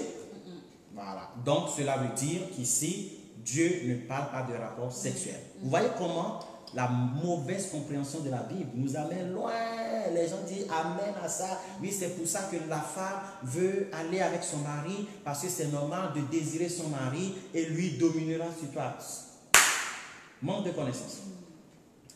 Ça veut dire tout simplement que la femme a ses envies, ses désirs, son succès se trouve avec la femme. Et c'est avec l'homme. Lorsque nous prenons un enfant qui arrive à la maturité, si c'est une femme, elle commence par dire Seigneur, donne-moi un bon mari. Quand je vais grandir, je vais avoir telle maison, je vais avoir 2 enfants. Elle a tout calculé, elle a tout projeté, elle a tout organisé. Mais seulement, elle ne peut pas l'accomplir seule. Oui. Maintenant, quand elle va grandir, elle va avoir 25 ans, par exemple, 24 ans ou peu importe, il se passe quoi? Il faut qu'elle tombe sur un homme qui l'amène à accomplir ce projet. Mais le problème, et voilà pourquoi je voulais répondre à cette femme-là, le problème c'est que l'homme, lui a 25 ans, 26 ans, il ne pense pas forcément à ça. Lui, il pense à ça le jour du mariage. Quand la femme voit l'homme, dira oui, je vais faire mon projet, je vais t'épouser parce que tu vas me conçu, on va faire des projets ensemble, on va discuter ensemble. Et le problème, c'est que l'homme, quand il dit cette fille est belle, hein, je vais aller avec elle, ou là là, mais pour pouvoir aller avec elle sans péché, il faut que je me marie, et elle est séduisante, je suis attiré par cette fille, je ne vais pas pécher, je vais me marier. En fait, lui, ses pensées sont tellement limitées, au fait. Vous comprenez? Terre à terre. Terre à terre, limité, et puis il fera tout. Voilà, dans le visuel, il fera tout. Il va voir la femme, ils vont se marier, et lui, tout va bien. Il va aller travailler. Tu manges, tu as mangé, tu as à boire, tu es en bonne santé, je suis un bon mari. Lui, c'est bon là, attends. Pas forcément besoin de créer des entreprises, de faire des choses. Mais la femme dira, non, moi là, ça fait 12 ans que j'ai fait mon plan. Ça fait 12 ans que j'ai considéré, j'ai organisé ma famille. Et toi, tu ne penses pas ça. C'est ça les désirs de la femme. C'est une malédiction. Ça fait quoi? Ça fait que la femme est désireuse. La femme a des envies. La femme veut évoluer. Voilà pourquoi des fois dans des couples, la femme veut faire des projets, veut évoluer, mais si elle tombe sur un homme fainéant, cet homme, c'est un homme qui n'a pas de projet, un homme qui n'a pas de vision, un homme qui ne se sent pas en mission, elle a du mal à se soumettre. Elle a du mal à se soumettre à un homme qui n'a pas de vision, du mal à se soumettre à un homme qui n'a pas de projet, du mal à se soumettre à un homme qui n'a pas une mission claire, un homme qui n'a pas un plan clair, un homme qui ne peut pas dire on va de là à là, à là, à là, à là. Elle a du mal parce qu'elle est bouillonnante, elle a des projets, elle sait qu'on peut aller plus loin, l'entreprise peut aller plus loin, tu dois faire attention à telle personne, je sens par 6e sens que telle personne n'est pas bien pour toi, etc. Elle a le désir, elle pense que l'homme est en danger, elle pense qu'il faut éduquer les enfants comme ça, elle pense qu'il ne faut pas faire confiance à telle personne, mais seulement la décision revient à l'homme. Oui. Donc du coup, à chaque fois que l'homme n'écoutera pas la femme, ça fera sa souffrance, ça fera sa déception, ça fera que la femme va se sentir inutile, ça fera que la femme ne va pas se sentir aimée. La femme dira, tu ne m'aimes pas parce que tu ne veux pas mon bonheur. L'homme dira, mais je ne te comprends pas. Comment? Je t'ai acheté un collier la dernière fois, je t'ai acheté une bague, je travaille, je te donne l'argent, mais comment je t'en parle? Mais tu ne m'écoutes pas, mais comment je ne t'écoute pas? Donc il y a ce gros problème de communication souvent dans les couples qui font que la femme se sent vraiment mal aimée parce que ses désirs se portent vers l'homme. Les désirs de la femme, sa satisfaction, son évolution, son bien-être est complètement lié à l'homme, alors que le bien-être de l'homme est lié à son succès, à sa réussite, à ce qu'il va faire, etc. Mais la femme, c'est comme si elle n'est pas satisfaite si elle ne voit pas l'homme évoluer, si elle ne voit pas l'homme heureux, elle n'est pas satisfaite, elle n'a pas l'impression de réussir, sa raison de vivre sur terre, sa raison d'être dans le mariage, si elle ne peut pas influencer son mari. Mais le problème, c'est que si elle ne sait pas influencer son mari, ce qui arrive, c'est que c'est ça qui arrive. L'homme lui dit, non, je suis le chef de famille, il faut que tu saches comment me parler. Et bien, elle va désirer, elle va venir mal, elle va pas bien venir, elle va mal parler, elle va dire hier, elle a dit avant-hier, elle a dit aujourd'hui, tu vas pas écouter, maintenant elle va commencer par se mettre en colère. Elle va commencer par parler mal, va commencer par dénigrer, va commencer par injurier. Et bien, tu vas commencer, plus tu vas dénigrer, tu vas mal parler, plus tu vas injurier, bien, toi aussi tu te fais mal, parce que lui là, il dominera sur toi. C'est-à-dire que ton bonheur dépend d'elle. Donc ça, de lui. Ça, c'est une malédiction. Lorsqu'on est enfant de Dieu, ça ne devrait plus se passer comme ça. Il faut que dans le couple, dans le foyer, dans le mariage, la femme, cette malédiction de tes désirs se pose sur ton mari et lui dominera sur toi, ne soit plus parce que quand Dieu les a créés, il les a créés comment? Je dirai plus tard. Ok, donc revenons alors sur Marie, aimez vos femmes alors. Oui. Très bien. Alors, Marie, aimez vos femmes. La Bible dit dans Éphésiens, chapitre 5, Marie, aimez vos femmes. Donc, je disais préalablement que l'amour dont Dieu parle, c'est un amour inconditionnel. C'est un amour qui ne dépend de rien. C'est un amour qui ne dépend pas de la saison, ni de l'humeur, ni de quoi que ce soit, ni des moyens financiers, des moyens matériels. Il ne dépend de rien du tout, n'est-ce pas? C'est cet amour dont Dieu nous aime. Dieu nous aime d'un amour comment dirais-je, incommensurable, inconditionnel, avant même notre naissance, avant que nous soyons dans le sein de notre mère, n'est-ce pas? Très bien. Donc c'est cet amour que Dieu demande à l'homme. Maintenant, Dieu demande en parallèle à la femme, soyez soumise à vos maris. Très bien. Mais ce que nous remarquons dans la société actuelle, c'est que la femme a du mal. En tout cas, c'est assez compliqué, n'est-ce pas? Et ça, nous avons entendu beaucoup de témoignages, et c'est même d'actualité, parce qu'on le voit partout, dans toutes les sociétés, tous les pays, n'est-ce pas? Que la dame, elle a du mal à se soumettre, comme tu l'as si bien dit, à un homme en qui elle ne voit pas d'avenir, avec qui elle ne voit pas que cet homme peut m'amener là, n'est-ce pas? Et elle aura du mal aussi comment dirais-je, à être soumise à un homme envers qui elle ne ressent pas cet amour qu'elle devrait ressentir, qui la comble, qui la sécurise, qui l'environne, qui l'enveloppe. Et comment faire justement? Parce que la femme, vis-à-vis de Dieu, chacun répondra pour ses faits et gestes. Donc elle ne pourra pas dire à Dieu, ah Seigneur, tu sais que mon mari n'était pas comme ci, comme ça, donc du coup, je n'ai pas pu être soumise. Elle ne pourra pas le dire. Oui. Donc comment... Briser la malédiction. Nous sommes des enfants de Dieu. Brisons cette malédiction qui dit, tes désirs se porteront vers lui et lui dominera sur toi. Pourquoi est-ce que les femmes ne se sentent pas aimées? Pourquoi est-ce que les hommes ne se sentent pas respectés? Je vais vous expliquer. Révélation, encore une fois, toujours Genèse 2, toujours Genèse 3. Lorsque Dieu a créé la femme et l'homme, qu'est-ce qui s'est passé? Je vais vous raconter l'histoire pour revenir là-dessus. Oui. Alors, il s'est passé que beaucoup de gens pensent que Dieu veut que la femme soit à côté. Parce que tu as été tiré de la côte, donc la femme doit se mettre à côté et l'homme met la femme à côté, en quarantaine, ou même à côté. Alors que la Bible n'a pas dit que Dieu a placé l'homme à côté. D'ailleurs, la première fois que l'homme a vu la femme, ce n'était pas à côté de lui. Non. Face to face. La Bible nous dit que voici celui qui est mon autre moi-même. Ça veut dire que celui qui est, comment dirais-je, celui qui est, nous allons, voilà, la Bible dit, alors l'Éternel Dieu fit tomber un profond sommeil sur l'homme qui s'endormit et prit un de ses côtes et renferma la chair à sa place. L'Éternel Dieu forma une femme de la côte qu'il avait prise de l'homme et l'amena vers. Personne ne nous a dit, l'homme s'est réveillé, oh là là, à côté, oh là là, tu es à côté. Non, il l'a ramené en face de lui. L'homme s'est retrouvé en face de la femme en face de l'homme. Et l'homme dit, voici cette fois-ci qui est hors de mes os, chair de ma chair. On l'appellera femme parce qu'elle a été prise de l'homme. C'est pourquoi l'homme quittera son père et sa mère et s'attachera à sa femme et ils deviendront une seule chair. Cette parole de la prophétie ne concernait pas Adam, ne concernait pas Ève. L'homme quittera son père et sa mère parce que Adam n'avait ni père ni mère. Ça concernait les enfants de Adam qui devaient quitter Adam et Ève pour aller épouser des femmes. Premièrement. Deuxièmement, voici cette fois-ci l'autre vis-à-vis de moi. On l'appellera Ish-Sha. Alors que moi, je suis Ish. Depuis, on n'avait jamais appelé encore l'homme Adam, sauf le commencement. On l'appelait, du moment où on a commencé par parler de la femme, on a tout de suite changé le nom de l'homme, de Adam à Ish. C'est-à-dire un homme de valeur. Lorsque dans la Bible, on dit, voici un homme de Dieu, voici un homme de valeur, un homme puissant, un homme fort, un roi. Au fait, le mot qui était employé, c'était Ish. Lorsqu'on voulait le dénigrer, on disait, il s'appelle Abel, il s'appelle Caïn, il s'appelle David, fils de Jessé. Mais lorsqu'on disait un homme puissant, un homme de valeur, tout de suite, c'était un Ish. Automatiquement, lorsqu'on attribue le mot Ish à quelqu'un, c'est un homme de valeur, un homme fait, un homme et tout simplement qui est capable de se marier. Donc voilà, Ish, Sha. Oui.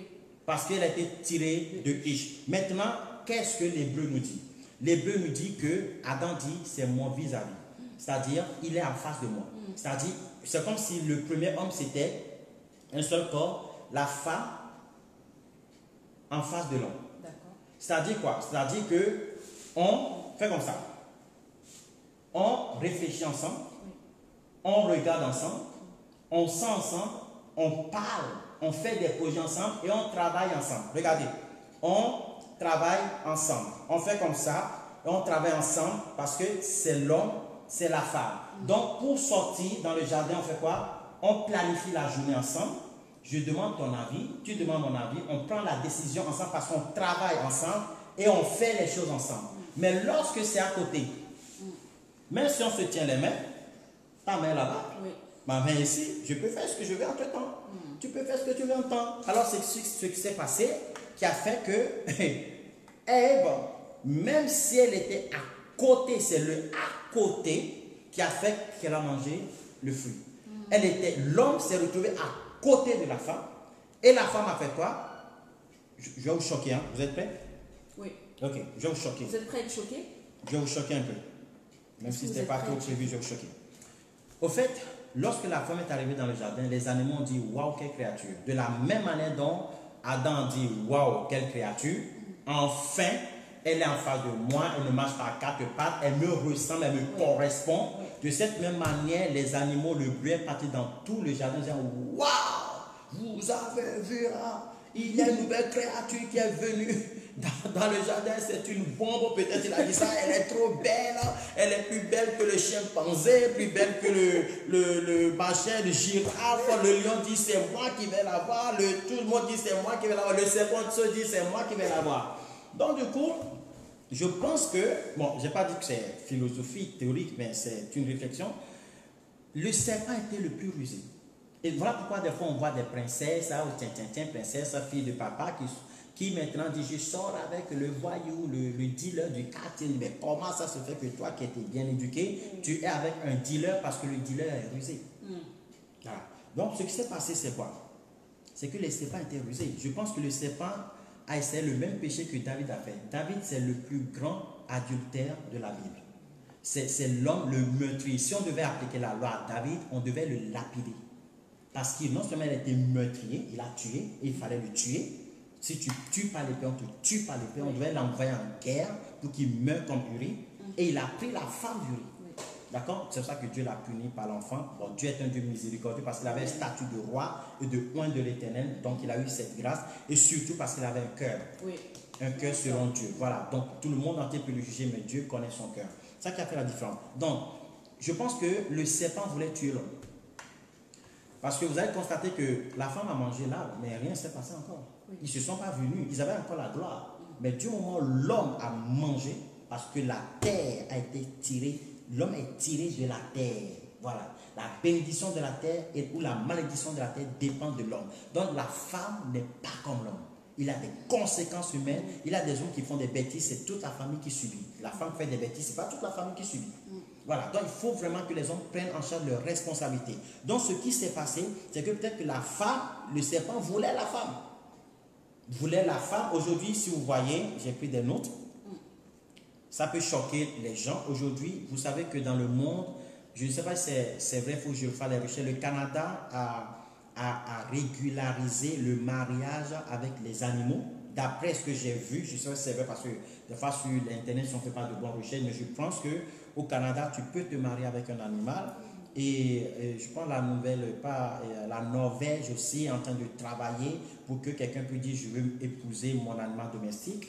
Et aujourd'hui, ils sont en train de réfléchir comment quelqu'un peut épouser un animal, mais à condition que ça soit domestique. C'est-à-dire ça peut être un chien, un chat, une chèvre, un cheval. Sauf, ils ont dit, sauf les insectes. Bon, qui va aller épouser un insecte? Sauf les insectes, sauf les animaux sauvages dans la brousse, etc. Donc, tout animal qui a été domestiqué peut être épousé. Et même, il y a un site internet, je ne sais pas moi qui va vous dire le nom, du site internet où les gens peuvent se marier avec leurs animaux domestiques. Donc, mon chien qui s'appelle ma chien, voilà. Nous avons par exemple le couturier Karl Lagerfeld qui voulait se marier avec son chat.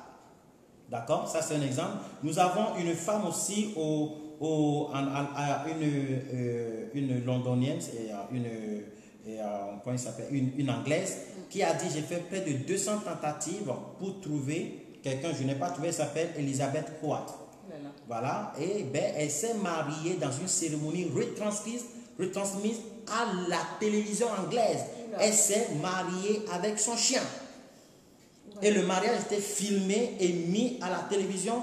Il y a une autre femme aussi qui a dit, ben, j'ai essayé, je suis déçue par les hommes, donc je vais aller épouser un chien. Il y a une autre qui a dit, j'étais avec mon chat pendant 8 ans, il est mort, maintenant je vais prendre le chien. Donc, en fait, je suis sûr qu'elle trompait même le chat. Bon, le monde est dangereux, donc c'est pour vous dire, nous ne savons pas ce que le serpent voulait. Nous ne savons pas, peut-être que le diable voulait épouser Ève. Et il a cru que s'il tue Adam, parce que Dieu a dit tu mourras, il va avoir Ève et peut avoir parce que dans l'ancien temps, quand tu as la femme du roi, c'est-à-dire que tu faiblis le roi et tu prends possession du royaume. C'est ce que les gens faisaient avant. Donc, c'était la pensée du diable de prendre, pas forcément épouser, mais c'est pour ça qu'on nous parle de séduction. Il la séduit. Mange et donne à ton mari pour qu'il meure, pour que je te prenne. Voilà pourquoi Dieu a dit, je crée la séparation entre la femme et toi. Vous n'allez jamais vous entendre. Wow. Mais voilà pourquoi aujourd'hui les gens vont avec des animaux. Et dans la loi de Moïse, il est écrit, tu ne coucheras pas avec un animal. C'est une abomination devant l'Éternel. Donc ce sont des choses qui se font. Vous voyez? Voilà. Donc il voulait tuer l'homme pour maîtriser le royaume. Mais quelque part, ça a été fait, mais il n'a pas eu accès au jardin d'Éden. Aujourd'hui, nous sommes le second Adam. Toutes ces malédictions sont passées. Et voilà pourquoi, pour répondre maintenant à ta question, je voulais donner cette information pour que les gens comprennent. Voilà pourquoi aujourd'hui, vous allez voir, je suis un serpent, je suis un scorpion, je suis un chat. Oui. Les démons prennent toujours des signes des animaux parce qu'ils ont envie de dominer. Parce que quelque part, quand tu es de la génération du premier Adam, tu es dominable par un sorcier, tu es dominable par un chien, tu es dominable par un animal sauvage, alors qu'ils étaient soumis avant. Un chien même que tu as domestiqué peut attaquer tes enfants demain parce qu'ils sont toujours des sauvages, quelque part, vous comprenez? Oui. Donc il faut faire très attention. Maintenant la Bible dit, honorez, Marie, montrez à votre tour de la sagesse dans votre rapport avec vos femmes, comme avec un sexe préféré, honorez-les. Le mot honorez-les vient d'un mot grec qui veut tout simplement dire, ça va choquer les gens, ça veut tout simplement dire prête attention à. Ça veut dire partage avec. Donc si l'apôtre Pierre, le macho, après une maturité spirituelle, comprend, et ce n'est pas encore fini, écoute bien ce qui a été dit, il a dit honorez-les comme devant aussi hériter avec vous de la grâce. Ça veut dire que honorez-les et comprenez qu'il n'y a plus cette malédiction qui soit dans le plan parfait de Dieu. Que ces désirs se portent vers toi, que tu domines. Donc, il faut une communication. Il faut pouvoir communiquer. Donc, partage avec tes projets. Et c'est pour ça que quand l'homme sort du boulot, il rentre à la maison.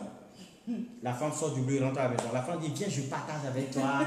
Comment ça s'est passé? J'ai pris le bus, j'ai rencontré le machin, le chauffeur du bus m'a dit ceci, et moi j'ai dit cela. Et puis je suis arrivé et l'homme dit, oh là là, fini vite. Parce que la femme, elle veut juste partager. Et toi, ça se passe comment? Ça s'est bien passé, alléluia, gloire à Dieu. Ça s'est bien passé. L'homme dira, ça s'est bien. Mais la femme, ce n'est pas ça, c'est bien passé qu'elle veut. Elle veut les détails. Parce qu'elle veut partager. Mais les femmes aussi, faites attention parce que les hommes ne parlent pas beaucoup, vous, votre bouche. Il ne faut pas en abuser. Donc, ce que je veux dire par là, c'est que devant hériter, ça veut dire qu'en Jésus-Christ, il n'y a plus de malédiction. Amen. Voilà. Maintenant, la femme se sent aimée quand elle est honorée. L'amour dont Dieu parle, ce n'est pas Eros. Quand on dit Marie, aimez vos femmes, ce n'est pas aller leur acheter des bijoux, aller les courtiser, c'est ça, aller dormir avec eux, comme vous pouvez bien le comprendre, aller les connaître. Non, ce n'est pas de cet amour. Parce que ça, c'est pas à Dieu. Si tu as pris une femme que tu l'as épousée, c'est que tu as eu cette attirance. Oui. Comme l'a dit Cantique des Cantiques et Proverbe, il a dit que mon bien-aimé est attiré. Ses désirs se portent vers moi. Donc, c'est fait déjà. Dès que tu veux épouser une femme, c'est que tes désirs se sont portés envers. voilà, quelque part, là, en tout cas, 80% des personnes qui sont mariées se marient par rapport, il y a aussi ça dedans. Et je veux dire aux gens, faites attention avec Dieu m'a dit, il faut que je me marie avec, alors que tu n'as pas aussi cette attirance. Faites très attention avec des gens qui se marient sur des bases prophétiques comme ça, même si Dieu a dit, vous devez régler ce rapport sacré, énormément de dégâts dans la communauté chrétienne, et nous sommes ici pour que ça ne se reproduise plus. Nous devons enseigner ça. Maintenant, la Bible dit, devant hériter. Donc, hommes, aimez vos femmes. Ça veut dire quoi? Ça veut dire agapez vos femmes. Le mot utilisé, ce n'est pas éros la femme. Le mot même utilisé, ce n'est pas philéo sa femme. C'est le même mot que Jésus-Christ a employé dans Jean 16, Jean 14, je pense, quand il a dit, et Pierre, m'agapéo-tu? M'agapéo-tu? Pierre dit, Seigneur, toi-même, tu sais que je te philéo. Il a posé la question, Père, mes bébés. Pierre, m'agapéo-tu? Toi-même, tu sais que je te philéo. Prends soin de mes bébés. Ça veut dire que aime-moi, prends soin de mes bébés. Ça veut dire qu'un homme qui aime sa femme prend soin du bien-être de la femme. Et ce que Dieu veut, c'est que tu sois un homme responsable, que tu réfléchis en direction de la femme pour le bien-être, pour l'épanouissement, pour l'évolution, pour que ta femme se sente honorée, sachant qu'elle est aussi héritière et non une femme qui est écrasée. Le mot aimer vos femmes veut dire sacrifie-toi pour la femme, sois prêt à pardonner. La Bible dit, Jésus a tant aimé l'église qu'il s'est donné, il a sacrifié, et il dit des phrases, des belles phrases, des phrases d'élévation, de sanctification, de continu, de bien-être, de telle enceinte que la femme se sente sans tache, ni ride, irrépréhensible. Donc la bouche de l'homme est d'une grande efficacité et elle a la capacité aussi de pouvoir changer une femme. Donc aimer la femme, c'est honorer la femme, c'est considérer la femme, c'est amener la femme à se sentir bien, à l'aise, considérée, à savoir que le partage est fait, à savoir que on arrive à partager mon opinion est important tout simplement pour toi. En fait, je suis valorisé. Oui. C'est vraiment une démonstration d'amour, de valorisation. Et la Bible dit, vous dites que vous m'aimez, si vous m'aimez, faites ceci. Donc l'amour agapéo de l'homme envers la femme, c'est un amour de démonstration envers la femme. Donc, femme, homme, aimez vos femmes, c'est tout simplement honorer la femme, c'est-à-dire créer cette relation vis-à-vis, pas forcément côte à côte c'est bien, en démonstration extérieure, mais dans le travail, dans l'organisation du couple, du mariage, c'est une démonstration vis-à-vis, tout partager afin de pouvoir travailler ensemble. Et quand c'est comme ça, automatiquement, l'homme qui est le chef de famille pourra démontrer la considération avec la femme et une femme peut se soumettre facilement à ce type d'homme. Maintenant, je dis des réalités. Encore une fois, je vous dis que le taux de divorce dans l'église est presque pareil que le taux de divorce dans le monde. Donc, venez vous dire, homme, aime ta femme, femme, soumettez voir vos maris, allez, bam, bam, bam, papa, ça ne règle plus trop de choses, malheureusement. Mais la soumission n'est pas conditionnée. Il faut bien que les femmes comprennent que dire que, oh, parce que mon mari ne fait pas si, moi je ne me soumets pas, c'est de la désobéissance. Tu rendras compte à Dieu quand tu es une femme qui ne te soumet pas à ton mari, et tu rendras compte à Dieu quand tu es un homme qui n'aime pas ta femme. Très bien. Alors donc nous comprenons ainsi que l'amour que le mari doit à sa femme n'est pas conditionné, et nous comprenons également que la soumission que la femme doit à son mari n'est pas non plus conditionnée. Donc il n'y a pas d'excuse.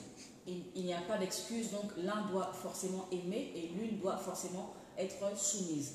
Parce qu'aux yeux de Dieu, il n'y a absolument pas d'excuse, que chacun fasse sa part. C'est bien ça. Voilà pourquoi moi, dans le mariage, quand je fais des enseignements sur le mariage, je disais souvent la femme fait tout pour pouvoir plus plaire à ton mari que tes collègues du boulot, parce qu'il n'y a pas de loi qui dit homme, héros ta femme. Non, en fait, c'est un travail qui doit se faire, qui doit s'arranger. C'est le jardin qu'il faut travailler tous les jours afin de pouvoir créer un cocon du bien-être. Voilà. Mais l'éros est soutenu par l'agapéo. Voilà pourquoi Dieu a donné plutôt l'ordre vraiment à l'homme, agapéo, parce qu'un mariage qui dure, c'est un mariage où les deux personnes apprennent à se pardonner. Alors que lorsque tu n'as pas d'agapéo, tu as du mal à pardonner. très vrai. Alors, homme de Dieu, nous tirons vers la fin. Oui. J'espère que vous êtes bénis, en tout cas, par la présence de notre invité spécial, n'est-ce pas, très très spécial. J'espère que vous êtes réellement bénis depuis chez vous et que vous apprenez beaucoup de choses. En tout cas, moi, je suis heureuse de recevoir notre invité spécial parce que je suis bénie par tout ce que j'entends ce soir et j'espère qu'il en est de même pour vous. Alors, dernière question, homme de Dieu, on dit, ça c'est les on dit. On dit que derrière un grand homme, il y a une grande femme. Oui. Et on dit que la femme, pendant qu'elle est en train de bâtir son foyer, parce que la Bible dit que la femme vertueuse bâtit son foyer, en même temps, elle contribue à aider l'homme à se bâtir, n'est-ce pas? Parce qu'elle investit dans l'homme, elle investit ses compétences, son savoir, sa personne, ses efforts, son amour, etc. Donc, elle investit dans son mari. Qu'en dites-vous, tout en sachant qu'il y a un homme, une personnalité en tout cas dans ce monde chrétien, qui a dit un jour, ma femme, c'est pas ma moitié, ma femme, c'est 95% de moi, n'est-ce pas? Oui. Alors, pour finir, parce que nous tirons vers la fin, mais vous restez encore parce que j'ai le cadeau à vous offrir, enfin j'ai quelque chose à vous faire découvrir. Donc, homme de Dieu, oui. Derrière un grand homme, il y a une grande femme, ça c'est ce qu'on dit, donc oui. on dit. Mais vous, qu'est-ce que vous dites par rapport à ça? Qu'est-ce que tu dis par rapport à ça et quel est ton point de vue? Alors, je voulais citer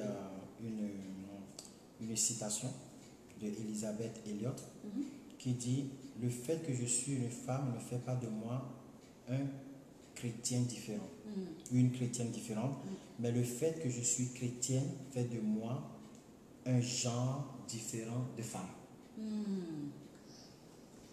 Je répète, comprenez bien, je vais lire. C'est Elisabeth Elliot, une grande dame du Seigneur qui a fait de grandes choses dans le monde. Le fait que je suis une femme ne fait pas de moi une chrétienne différente. Mais le fait que je suis chrétienne fait de moi un genre de femme différente. La Bible dit dans le livre des Proverbes que le charme est trompeur, la beauté est vaine, mais une femme qui craint le Seigneur doit être louée. La Bible dit que la femme vertueuse est la couronne de son mari. Encore une fois, si celui qui trouve une femme a trouvé le bonheur, ça veut dire automatiquement, lorsque on parle de bonheur, on parle de tobé.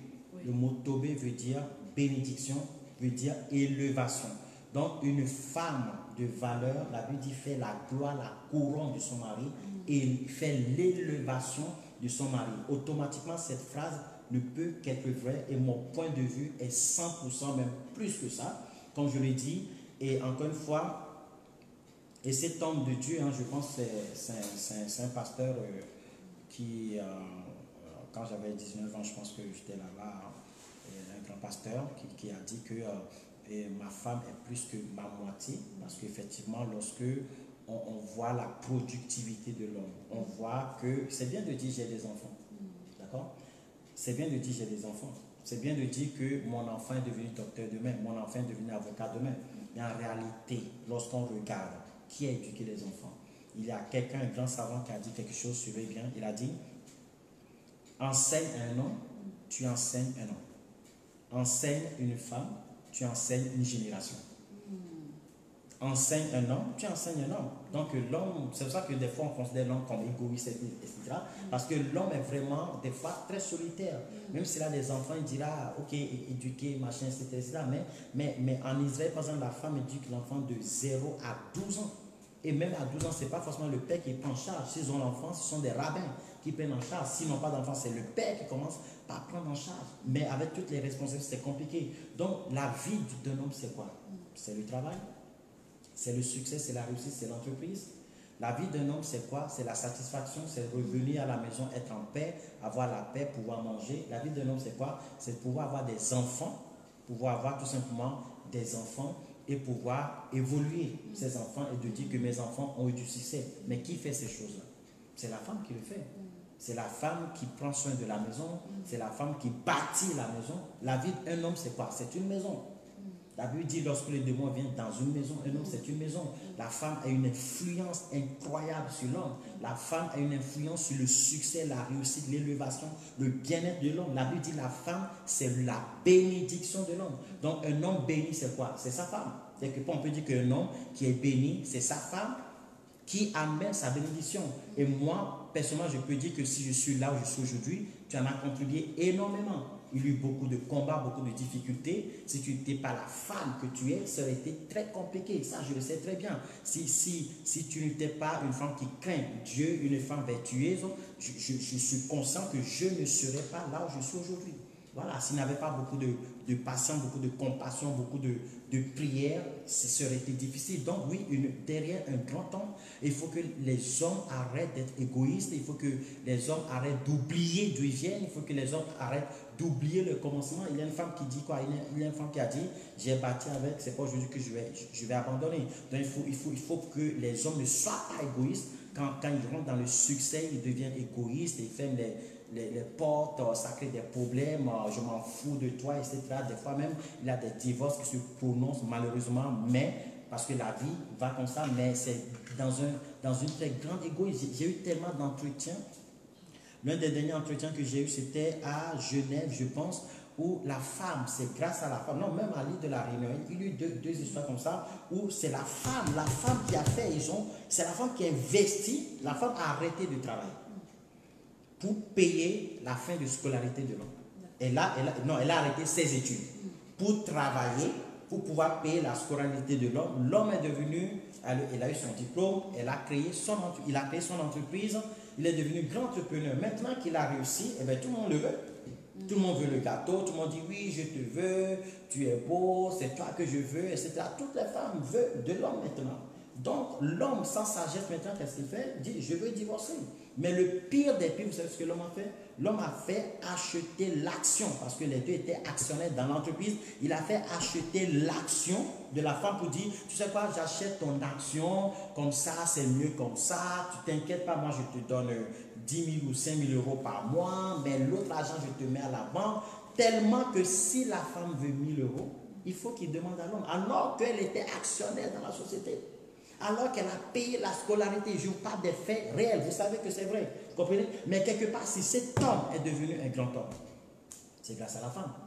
Si cet homme a pu finir ses études, c'est grâce à la femme. Si cet homme a pu réussir son entreprise, c'est grâce à la femme. Des fois, c'est même l'idée de la femme qui fait que l'homme crée l'entreprise. Mais maintenant qu'il est devenu grand, il veut divorcer. Ok, votre couple ne va pas bien, vous n'êtes pas rien ou autre, vous voulez divorcer, mais divorcer équitablement. Pourquoi tu veux voler la femme? Pourquoi tu veux voler son action? Pourquoi tu fais tout pour qu'elle soit sur zéro et tu divorces? Tu la laisses, elle se débrouille, elle n'a plus rien. Ça, c'est de la malédiction.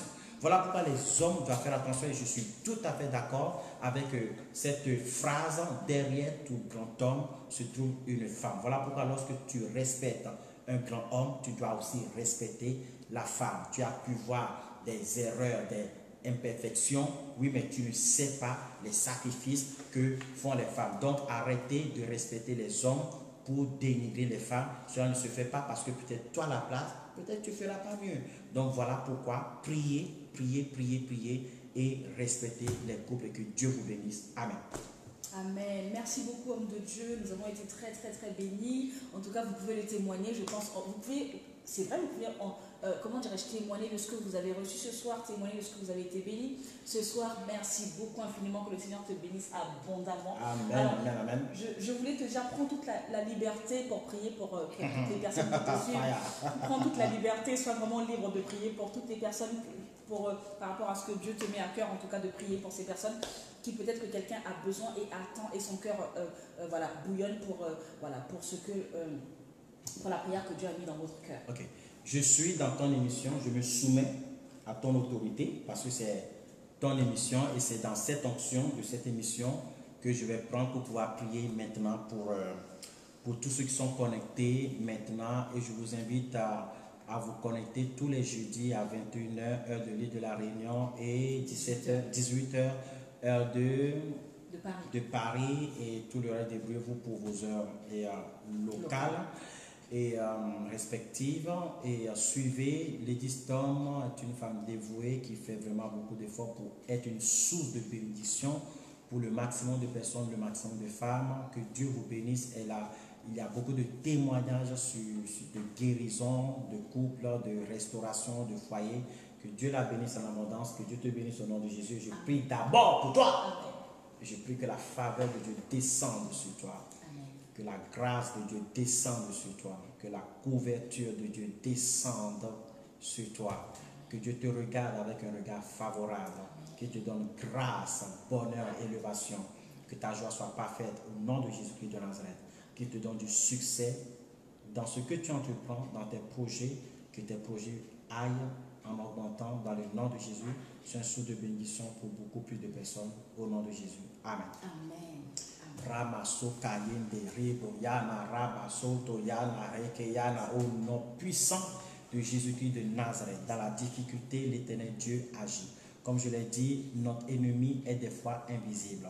Notre ennemi est des fois insaisissable. Mais ce qui est invisible à l'homme est visible à Dieu. Ce qui est insaisissable à l'homme est saisissable par la main puissante, la droite triomphante de Dieu. Ce qui est impossible à l'homme est possible à Dieu. Je prie maintenant pour tous les foyers. Je prie d'abord pour les référents. Je vais prier pour les référents de Gospel Miracle. Je vous bénis dans le nom de Jésus. Je sais que ce n'est pas facile. Je sais que ce n'est pas facile de suivre les gens, de suivre les fidèles. Je vous bénis, recevez. Et ce n'est pas de ma faute, my Jesus, mais alors je sens que vos mains sont en train de recevoir comme si Dieu est en train de toucher vos mains. Maintenant, soyez bénis dans le nom puissant de Jésus-Christ de Nazareth. Je bénis vos foyers. Merci pour vos efforts. Merci pour le sacrifice, ce que vous mettez de côté. Je bénis aussi les leaders de Gospel Miracle. Recevez la vie, recevez la puissance du Saint-Esprit dans le nom de Jésus-Christ de Nazareth, parce que vous mettez beaucoup de côté aussi pour pouvoir suivre les gens. Que Dieu vous bénisse en abondance au nom puissant de Jésus. Je bénis les auditeurs d'aujourd'hui, ceux qui viendront, ceux qui sont déjà venus. Je prie que la puissance de Dieu vous visite dans vos foyers, dans vos couples, dans vos mariages. Que l'onction de restauration vienne dans le nom de Jésus-Christ de Nazareth. Et ceux qui sont en déchirure, je prie que Dieu, qui est capable de guérir les cœurs brisés, puisse toucher, my God, puisse toucher les cœurs brisés dans le nom de Jésus. Les femmes, les hommes qui ont du mal à pardonner, je prie que Dieu vous donne la force de pouvoir pardonner dans le nom de Jésus-Christ de Nazareth. Les erreurs du passé soient pardonnées. Je prie maintenant pour la reconstitution des couples. Je prie pour les familles qui sont disloquées, les enfants qui sont là assis, les familles qui disent nous n'avons pas des nouvelles de nos enfants. Je prie que l'onction de Dieu, qui est l'onction du surnaturel, le Saint-Esprit de Dieu qui fait des miracles, puisse faire le miracle afin que dans les 10 jours à venir, vous ayez les nouvelles de vos enfants dans le nom puissant de Jésus-Christ de Nazareth. Je prie maintenant même pour tous les couples malades, que l'onction de guérison vienne dans le nom de Jésus-Christ de Nazareth. Je prie maintenant pour des couples où l'homme ou la femme est malade physiquement, où les deux sont malades physiquement. Je prie que la puissance du Saint-Esprit vous touche afin que vos années de bonheur n'arrivent pas à échec, que vos années de bonheur n'arrivent pas à fin. Mais je prie que Dieu qui rachète les jours crée pour vous des jours nouveaux. Voici le jour que l'Éternel a fait. Je prie, vous qui disiez qu'avant c'était bien, maintenant c'est plus bien. Je prie que l'onction d'huile de guérison et de restauration vous parvienne pleinement dans le nom de Jésus. Vous qui avez des enfants difficiles, je prie maintenant que Dieu touche leur cœur. Je me rappelle un jour, j'ai pris un enfant dans les bras. Les parents disaient qu'il est super hyperactif. Je l'ai pris dans les bras et il a fait comme ça. Il est devenu un enfant. Donc je prie que Dieu vous donne la paix, car il a promis dans sa parole que vos enfants seront comme des olives autour de vos tables et vous apporteront la paix. Je prie maintenant que la paix de Dieu descende dans vos enfants, que vos enfants soient des sujets de joie pour vous et dans l'église, qu'ils ne soient pas des sujets d'inquiétude pour vous, dans le nom extraordinaire du Seigneur Jésus-Christ de Nazareth. Vous qui avez des enfants maladifs, qui tombent malades tout le temps, vous n'arrivez pas à dormir la nuit. Dans le nom puissant de Jésus-Christ de Nazareth, je prie que l'onction de guérison divine descende sur vos enfants, sur votre foyer, sur votre maison, afin que vous soyez guéris. Vous qui êtes en expulsion, la puissance du Saint-Esprit vient, la guérison vient dans le nom de Jésus. Vous qui avez des problèmes financiers, parce que dire on vit avec l'amour et d'eau fraîche, C'est trop facile lorsque les factures sont là, la tension est là.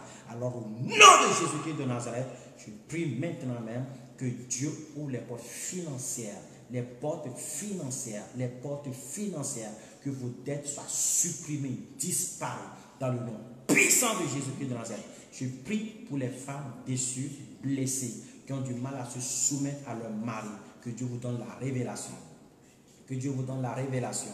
Que Dieu vous donne la révélation. Que Dieu vous donne la révélation. Que Dieu vous donne la révélation. Au nom de Jésus-Christ de Nazareth. Je prie pour les hommes qui ont perdu confiance en eux, tellement qu'ils ont été dénigrés par leur conjoint, par leur fiancé, par leur future épouse ou même par leur épouse. Je prie maintenant que la puissance du Saint-Esprit vous parvienne maintenant. Je vois l'huile d'onction qui descend maintenant au nom de Jésus afin que vous puissiez retrouver votre... Je prie pour les hommes qui sont hyper machos, qui dénigrent la femme, qui n'ont pas compris la volonté parfaite de Dieu qui dit les femmes, eux aussi bénéficient, elles sont des co-héritières du Christ. Dieu les honore, les anges les honorent. Je prie maintenant dans le nom puissant de Jésus-Christ de Nazareth. Vous devez honorer la femme. Que Dieu vous donne l'onction, la sagesse, l'intelligence, afin de pouvoir apprendre à honorer vos femmes dans le nom puissant de Jésus et à les écouter, parce que Dieu a dit à Abraham, écoute ta femme, écoute ta femme. Abraham, qui est le père de la foi, a dit écoute ta femme. Alors je prie maintenant dans le nom puissant de Jésus-Christ de Nazareth que Dieu donne aux hommes à apprendre à écouter leurs femmes au nom de Jésus-Christ de Nazareth. Les femmes qui ont du mal à ne pas pouvoir qui ont du mal à ne pas contrôler leur bouche. La Bible dit tourne la langue dans ta bouche cette fois avant de parler. Les femmes qui injurient, les femmes qui dénigrent, il faut le faire parce que vous avez été blessés dans le passé, vous avez peur d'être blessés dans le nom de Jésus-Christ de Nazareth. Votre Père, c'est l'Éternel. Que Dieu vous touche, que Dieu vous restaure, que Dieu vous guérisse, que Dieu vous comble, que Dieu vous remplisse de son onction afin que vous puissiez avoir un langage qui touche le cœur. Ce langage-là qui fait qu'on reçoit de la main du roi. Ce langage qui fait que le roi cède. Ce langage qui fait que tu bâtis ta maison. Tu reçois sans détruire. Tu reçois sans dénigrer. Tu reçois sans blesser par la bouche. Car la Bible dit un coup donné par le fouet donne des cicatrices, mais un coup donné par la langue détruit la personnalité. Je prie maintenant pour les célibataires. Vous qui avez peur d'attendre Dieu. Vous qui voulez séduire. Vous qui employez les méthodes du monde pour séduire, la Bible dit non, c'est Dieu que vous devez chercher à plaire. Alors je prie pour vous les célibataires hommes, les célibataires femmes. Vous qui à partir d'aujourd'hui, Rama Sonta, Raba Shente Kinda, Lama Sonto, 26 mars, je prophétise que tu vois cette vidéo demain, que tu vois cette vidéo après-demain, que tu vois cette vidéo dans un an, peu importe le temps où tu vois cette vidéo dans un taxi, dans un avion, dans un smartphone, sur YouTube ou même sur Facebook, quel que soit, je prophétise qu'un jour nouveau commence pour toi aujourd'hui. Vous qui allez vous laisser, qui allez faire de l'Éternel votre délice, même s'il n'y a plus d'homme, Dieu créera l'homme pour vous. Même s'il n'y a plus de femme, Dieu créera la femme pour vous. Croyant en Dieu, il vous donnera le meilleur. Dans le nom puissant de Jésus de Nazareth, je prie, Kayama Sol, maintenant, pour tous ceux qui sont stériles cette année. Cette année, Rama, Yonda, Raba, Yende, j'entendais des témoignages d'accouchement en novembre. Parce qu'avant que 9 mois ne soient, vous allez tomber enceinte. Des témoignages d'accouchement début 2021. Dans le nom puissant de Jésus, vous allez déclarer, j'ai suivi votre vidéo et je suis tombé enceinte. Alors je commande à tout esprit de stérilité de disparaître maintenant. Dans le nom de Jésus-Christ de Nazareth, je commande à tout blocage de partir. Même ceux qui ont des problèmes d'impuissance, des problèmes de spermatozoïdes, des problèmes de stérilité, ceux qui ont des problèmes dans le rapport entre hommes et femmes, au nom de Jésus, des douleurs qui ne devraient pas être là, au nom de Jésus, je chasse ces esprits de serpent, ces esprits de sirène des eaux, ces esprits qui apportent les blocages. Je déclare la bénédiction de Dieu pour vous, au nom puissant de Jésus-Christ de Nazareth. Ce soir, j'ai prié, et cette prière n'a pas de date de péremption. Cette prière, chaque fois que vous la suivrez, s'accomplira dans votre vie. Je vous bénis. Connaissez la paix et la joie dans vos couples, dans vos foyers. Il n'est pas bon que l'homme soit seul. Je lui ferai une aide semblable à lui. Que Dieu n'a pas créé le couple, le mariage pour la souffrance, pour la douleur, pour le mépris. Dieu l'a créé pour votre évolution. que cette révélation soit accordée. Et je prie maintenant même que cette malédiction qui pesait depuis longtemps sur les femmes, tes désirs se porteront sur ton mari et lui dominera sur toi. Je l'enlève car la Bible dit, oui, le péché ne dominera pas sur toi. Nous détruisons le péché dans les couples, dans le nom de Jésus. Que la paix, la sérénité, la joie, l'assurance viennent. Soyez heureux au nom de Jésus. Tobé, Tobé, bonheur, bénédiction à vous, au nom de Jésus. Amen. Amen, amen, amen, amen, amen, amen, amen, amen. Merci, homme de Dieu. Est-ce qu'on peut Christ, bénir l'homme de Dieu? Est-ce qu'on peut dire merci, Seigneur? Est-ce que Jésus. tu peux dire merci, Seigneur? Merci, Jésus, merci pour ce temps de prière que nous avons passé. Je vous avais exceptionnel parce qu'un invité exceptionnel pour un peuple exceptionnel, pour des personnes exceptionnelles que vous êtes. Alors est-ce que tu peux de là où tu es dire merci Seigneur pour la grâce accordée, merci Seigneur pour le temps passé dans sa présence, merci pour toutes les prières qui ont été faites et qui sont déjà d'ores et déjà exaucées et que toi tu as saisi selon ta situation. Est-ce que tu peux dire merci Seigneur pour l'exaucement de la prière et pour le témoignage dans les jours à venir, dans les semaines à venir, dans les mois à venir, voire dans les années à venir. En tout cas, que le Seigneur soit béni. Merci, homme de Dieu, nous allons te libérer. Oui. Du coup, et nous, ce n'est pas encore terminé. Je vous ai promis un petit cadeau à la fin, en tout cas dans quelques instants, parce que nous tirons à la fin. Un grand merci à toutes les personnes qui partagent. Un grand merci à toutes les personnes qui partagent, qui mettaient les publications. Merci, homme de Dieu. En tout cas, nous serons très, très ravis. Qui sera content de recevoir une nouvelle fois l'homme de Dieu dans notre émission, n'est-ce pas? Qui sera content de recevoir l'homme de Dieu? En tout cas, si tu seras content, tu dis, homme de Dieu, nous te réinvitons. D'ores et déjà, veuillez accepter notre invitation. Homme de Dieu, nous te réinvitons. Homme de Dieu, en tout cas, l'émission est là, tu peux venir quand tu veux pour bénir le peuple qui a soif et qui en demande encore et encore, parce que nous avons besoin de tout ce que le Seigneur a mis dans toi pour bénir les nations tout entières. Amen. Je vais juste finir en remerciant aussi ceux qui nous suivent et aussi pour tous ceux du Gospel Miracle. Je vous fais envoyer un message. Nous vous aimons, nous pensons à vous, je prie pour vous. Et je n'ai pas pu partir, comme j'ai dit, en Israël pour le jeûne de prière, mais j'ai vos requêtes de prière. Si d'autres sont en retard, vous pouvez aussi envoyer vos requêtes de prière, parce que je partirai par la grâce de Dieu en jeûne de prière, chercher la face de Dieu. Mais je vais vous dire, comme vous allez recevoir un message, si vous avez besoin d'aide, vous êtes seul, si vous êtes des pépés, des mémés, des personnes âgées, vous avez vraiment besoin d'aide, ne soyez pas seul. Je demande aux référents d'appeler tout le monde, tous ceux qui sont dans les églises de maison, afin de prendre de leurs nouvelles et de les saluer de ma part. Et n'oubliez pas de faire signe, ne soyez pas seul. Vous avez du mal à manger, vous avez du mal à faire les courses, vous n'avez pas de l'argent, parce que ce n'est pas tout le monde. Il y a des gens qui travaillent par jour, c'est comme ça qu'ils gagnent. Donc vous avez des problèmes financiers. N'oubliez pas de nous faire part pour que l'Église puisse voir comment vraiment on peut vraiment vous aider. Ne soyez pas seul, nous sommes une famille et que Dieu vous bénisse en abondance. Merci l'existant pour cette invitation. Merci à toi. Tout l'honneur est pour moi. Merci au nom de Jésus-Christ de Nazareth. Amen. La joie a été pour nous en tout cas. Merci beaucoup et à très très bientôt. À très bientôt. Merci. Bye bye. Alors, dans quelques instants, ne quittez pas en tout cas dans quelques instants, je vous réserve la surprise que je vous ai préparée pour ce soir. En tout cas, un joli cadeau que vous devez absolument écouter. Donc, je remercie donc les personnes, comment dirais-je, qui partagent les publications, qui partagent en story ou dans votre page, dans vos groupes, etc. Merci à vous parce que nous travaillons ensemble. Comment dirais-je, ne pensez pas que vous de Dieu, bon nombre de personnes ont besoin. Et nous voilà en confinement, les gens se retrouvent tout seuls, ils ne peuvent pas communiquer avec les uns ou ils ne peuvent pas avoir comment dirais-je, de contact fraternel les uns avec les autres. Ils ont absolument besoin d'entendre la parole réparatrice, salvatrice, la parole qui encourage, qui fortifie et la parole qui te fait comprendre que tu n'es pas tout seul et que cette crise va passer. Et tiens bon, tu n'es pas tout seul, nous sommes tous dans cette crise, mais tenons bon ensemble. Et puis, comment dirais-je, le tunnel va se terminer et nous verrons la gloire de Dieu, la gloire de Dieu après ce tunnel qui va se terminer, n'est-ce pas? Très bien. Rendez-vous est pris jeudi prochain à 21h heure de l'île de la Réunion et 18h heure de Paris sur la page Lady Storm. Je voudrais aussi vous faire une petite annonce. Demain, donc vendredi, tenez-vous prêts pour vous connecter sur la page du pasteur David Storm sur Facebook pour pouvoir suivre un direct exceptionnel.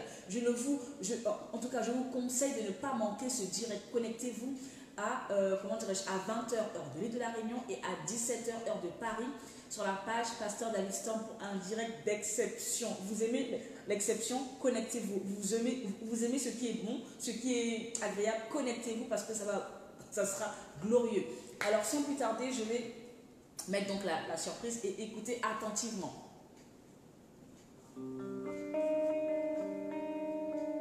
Augmentez le son pour bien écouter. Éternel mon rocher, ma forteresse, mon libérateur, mon bouclier, la force qui m'anime. Tu es le sens de l'existence de ma vie. Alors je m'écrie Alléluia et je suis libérée de tous mes ennemis.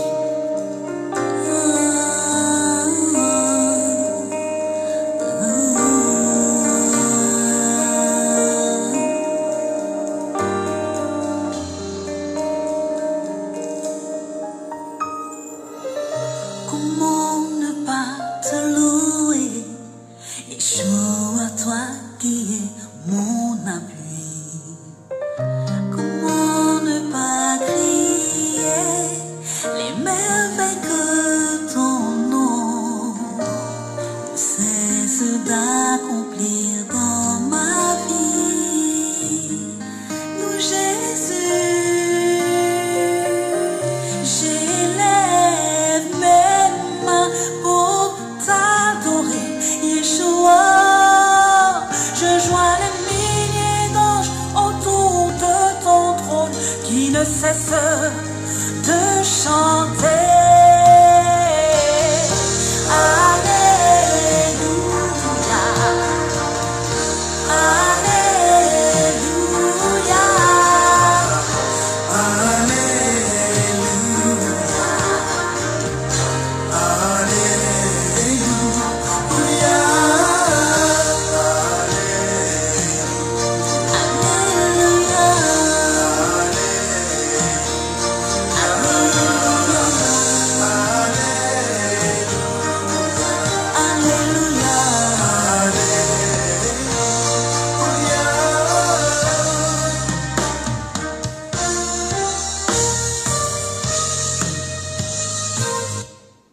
C'était la surprise que je vous réservais. Vous l'avez compris, votre, comment dirais-je, votre CD, votre musique, Alléluia, est en train de se préparer pour vous très prochainement. Alors préparez-vous à, comment dirais-je, à vous munir du CD, n'est-ce pas?